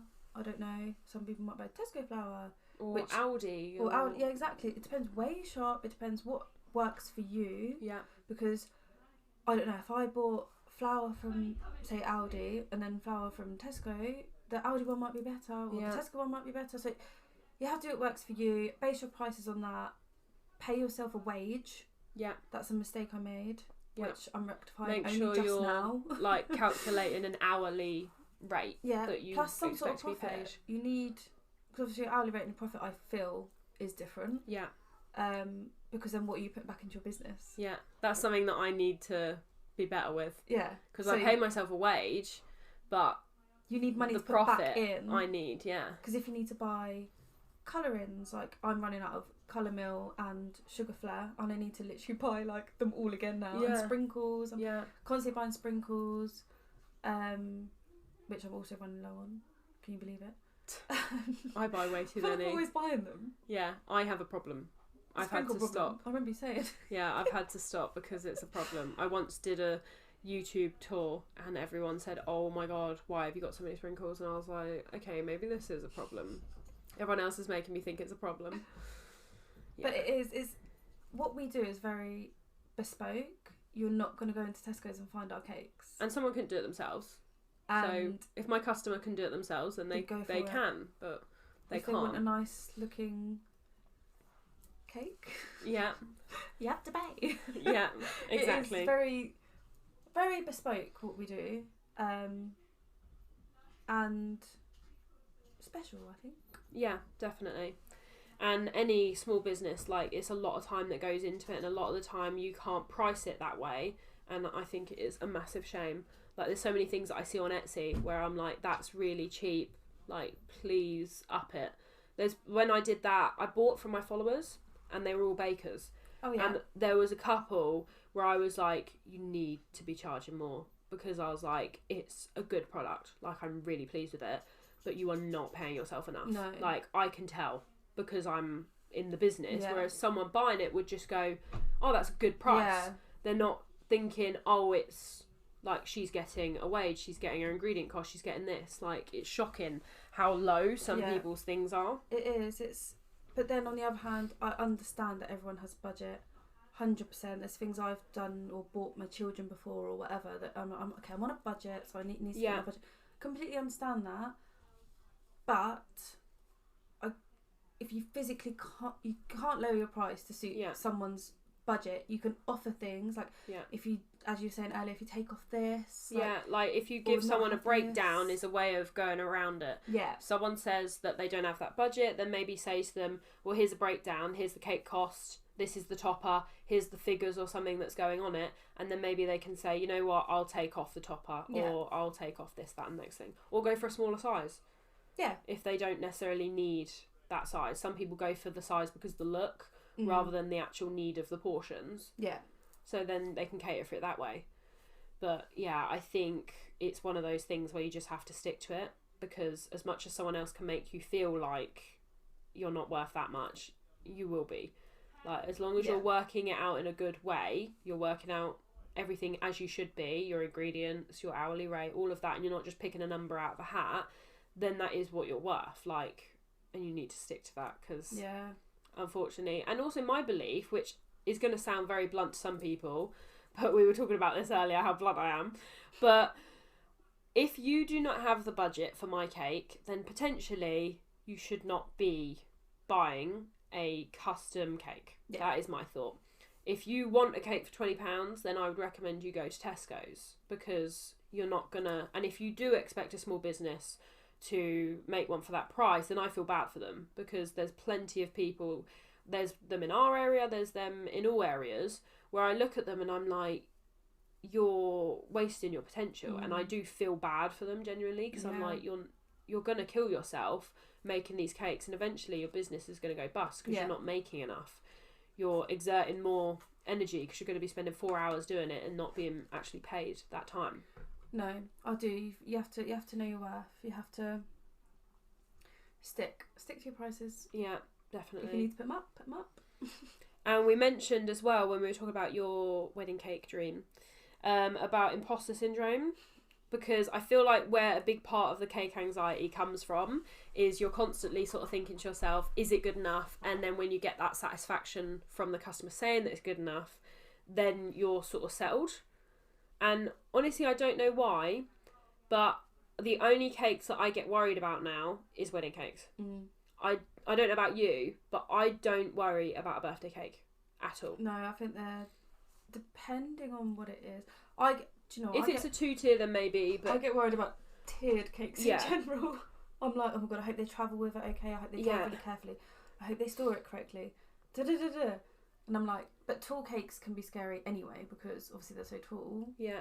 And you're like, oh my god, just drive careful. I always make sure I say, please drive careful. I'm like, I've got it on the Ring doorbell, and I've also got it on a note on the cake, so I know that I said it. Yeah, I panic with tiered cakes when the customer's collecting them and taking them away. I've had one where it had to balance on the seat before, because she came in an Audi TT, you know, the sports car with 2 seats. Yeah.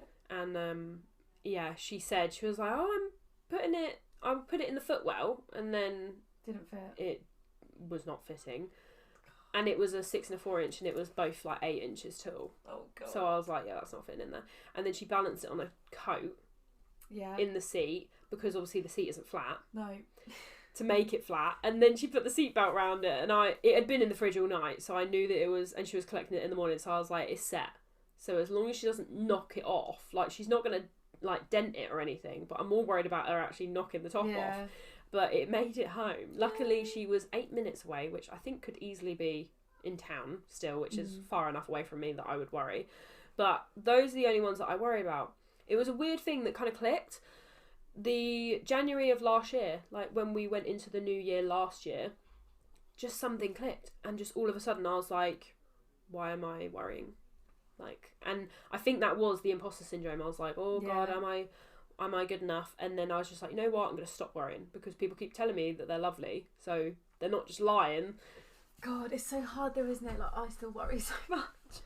I don't know why. And you've been doing it for 4 years. Yeah, wedding cakes especially. I think wedding cakes is one of those things where it's just not going to get... I think everyone must worry. It never gets better, yeah. Surely no one walks away thinking, woohoo, yeah. Yeah. And I take a little bag with me, and I'm like, right, it's got 1,000 things. It's a bit like that night out bag that people have. I take my whole kit with me. Where it has 1,000 things that you might never need. Buttercream. Yeah. Spatula. Yeah.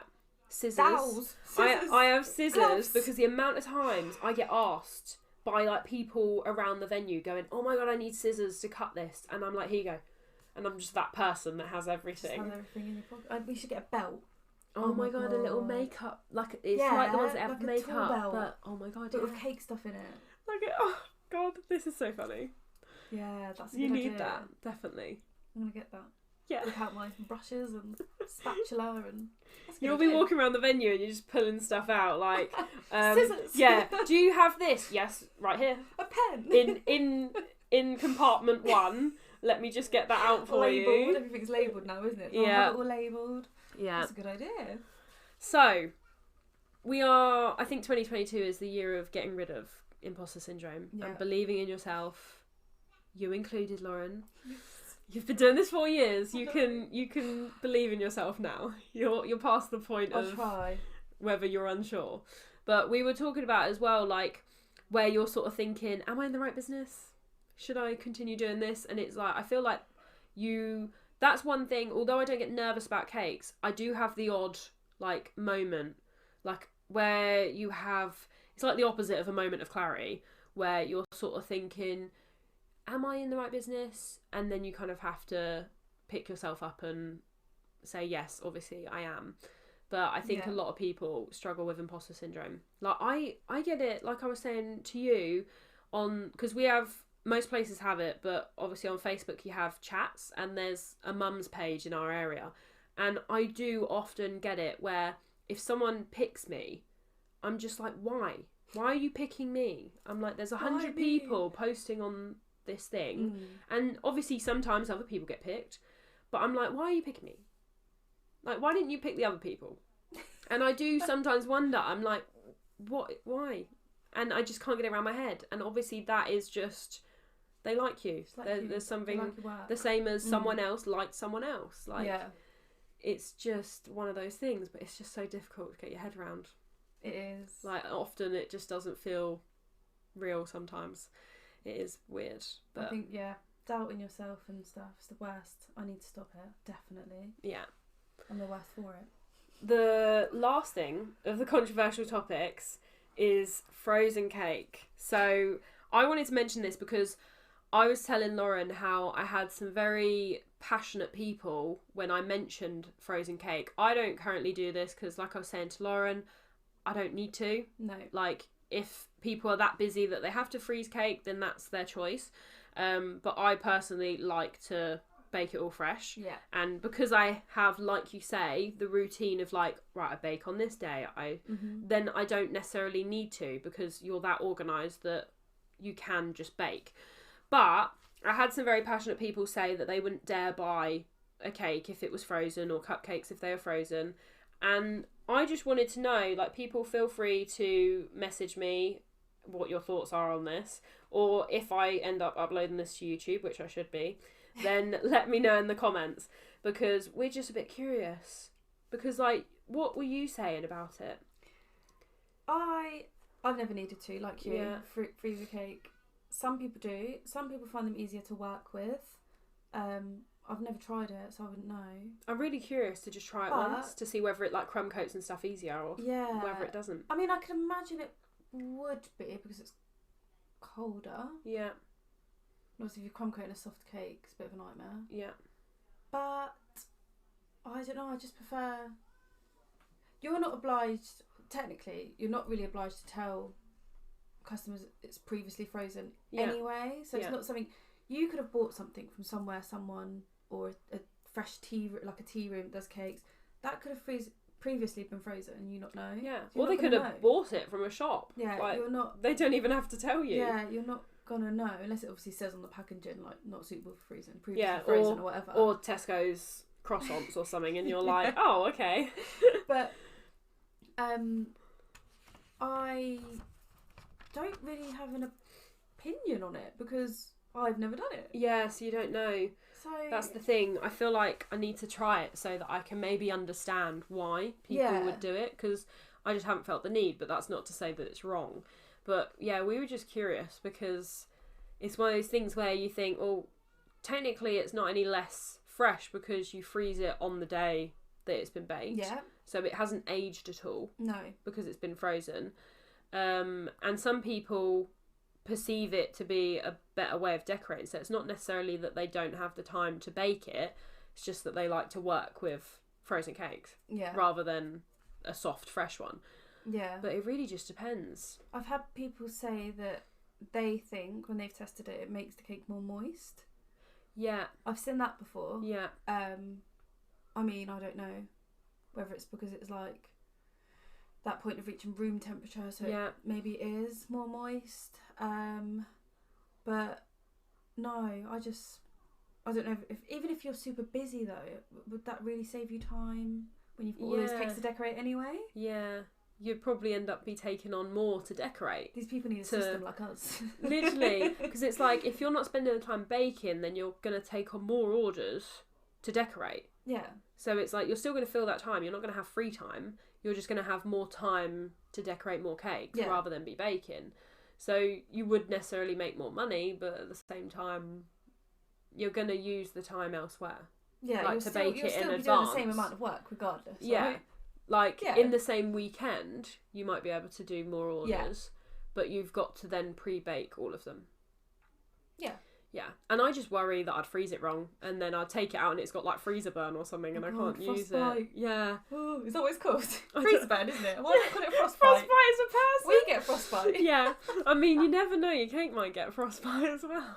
I'd call it cake frostbite. But I did it once. Because I have the frozen macaroons, because... Yeah. I charge people for the pack because if I don't use the other flavours and they go off or whatever, then I can't use them. But I keep them in the freezer, and there was once where I sellotape the box back so that they're all sealed, and there was once where I didn't, and then I went to take them out and they were all freezer burned, and I was like, yeah. And that's why I'm like, you know what? If I can avoid freezing, then I will, because I'm too worried that I'll do it wrong, and then I'll go the day before, I'll be like, right, I'm ready to decorate this cake, and then I'll have to rebake it again, which is more ingredients, and it just wouldn't have turned out right. No. It's a massive pain. So we have come to the end after 1 hour and 50 minutes. I don't know about you, you're probably like, oh my god, I can't wait to get out, but it doesn't feel like that long. I don't feel like it's that long. I looked at it when it was in the first 15 minutes and I was like, right, we're rolling, we're doing good, and then it's at 2 hours, and I'm They're like, gonna have to listen to this in like three halves. Oh my god, yeah. 3/3. To be fair though, I love a long podcast. Like, I've seen people, basically, it's a common kind of judgment that if your podcast is under an hour, it's not a podcast. That's the kind of conception that I always hear. People, yeah, because I used to always be worried. I'm like, I need to be over that, because whenever you upload a podcast, they're like, oh, it's only half an hour. I can't listen to that while I'm going for like a run or a walk because it's not long enough, you know? I think I might be a podcast convert because I've never listened to one. Oh, I love them. You believe I will put you on some good ones. Yeah, can you? Everyone on here and probably on my YouTube knows that I love Stephen Bartlett. Okay. He's a big businessman, but he also has a YouTube, so I'll send you that. But he gets business owners. So he's had Gymshark on there and he just interviews them. But for some reason, he manages to get the gritty stuff, like about their childhood and how they actually like got to where they are. And like all the personal information which you wouldn't know about them because they wouldn't share it. And he gets all that deep stuff and you're watching it and you're just... And he's just so wise. Like he's like a wise old man in a young man's body. And I watch it and I'm just like, you know what? I've learnt so much from that, and I feel so much more like educated after watching it. And those are the types that I watch, and they're all business people, but they're all so different, like because they're all completely different businesses. But it's very, very interesting. But I will convert you. So last thing was, which I told you about before, was just a bit of advice for our listeners. So because everyone will have a different perspective of what they want to actually advise people. So each guest will give you a different thing basically, but it can be as short as long as you like. I would say something relevant to me right now, after 4 years, is know your worth. As I've said, I think that is so important. And I've only just learned. And I'm still figuring it out. I feel like there's stages of it. And that would be my number one thing. And I feel like that's relevant for personal and business. Whether it's going back to an ex because you think that you can't get any better, whether it's staying in a job that you hate because you don't think that you could get something better. Like, it could literally be anything, but you just need to stick to your guns and make sure that you do know your worth. Yeah, definitely. And you're not undercutting yourself at all, because everyone's lovely. Yay! We love everyone, especially our listeners. So we want you to, especially as business owners, because I honestly hate seeing businesses that are undercharging or just like killing themselves trying to make a living when they will just never. And yeah, it's just something I'm really passionate about. Business is doing great, and if you don't know your worth, then that will hinder you. So it's definitely something to think about. Well, thank you, Lauren. You're welcome. Honestly, it's been the best 2 hours of the new year. I was so excited about this. Lauren was like, as soon as she came in, I was like, really nervous, and I was like, it'll be fine. I was so nervous. I hate the sound of my voice. Well, you'll have to listen back to this now. God. You have to tell your friends and family. You'll be like, I was on a podcast. It's been really good. I'm really glad I've done it. Yeah. Really glad. Also, it gets you out of your comfort zone. Yeah. That's one thing that I think is such a big thing. That's my advice for today. Is like, get out of your comfort zone. Because honestly, when I started YouTube, I couldn't even speak to a camera. It was shocking. I'd be like, I'd be like cutting it constantly. I couldn't do facial expressions. Like I would be weird. And then now I'm just like, you know what? We're fine. Just get on with it. Confidence. Yeah, public speaking is something that is like a massive skill. And also it's worth money. Like without actually being money. Like one thing that I used to hate public speaking in school. I hated it. And then I went and volunteered and had to teach hundreds of kids that didn't speak that much English. And that built my confidence. Wow. I was like, right, public speaking, because there's loads of people here, they could all be taking the mick out of me and I've got to carry on. Yeah. And in the beginning, I was like, I can't do this. And then by the end of the 12 weeks, I was like, you know what, I'm a pro. I love public speaking now. Yeah. But yeah, it's definitely something out of your comfort zone. But I think it's good, and it's like we get to spend time together. So it's like great. It's best of both. But yes, we hope that you enjoyed. And this is obviously the first of many. I'm hoping to do them every 2 weeks. So I'm trying to line up our next guest. This one's going to be coming out at the beginning of February, and it'll be going on YouTube and also onto Anchor, which means that you can find us on Spotify, which we love. So we hope that you enjoyed, and we hope that you learnt something from this podcast. If you have anything to add to anything that we said, then feel free to put it in the comments if you're watching on YouTube, because we'd love to hear your feedback on our first guest. Do not say anything horrible, because I love Lauren. She's great. So if you say anything horrible, your comment will be getting deleted, because we're fans of Lauren here. But yes, like I said, hope you enjoyed, and I will see you in the next episode, and Lauren won't. But if you want to find her on social media, then we will link it all down below. Right? Thank you. Bye. Bye.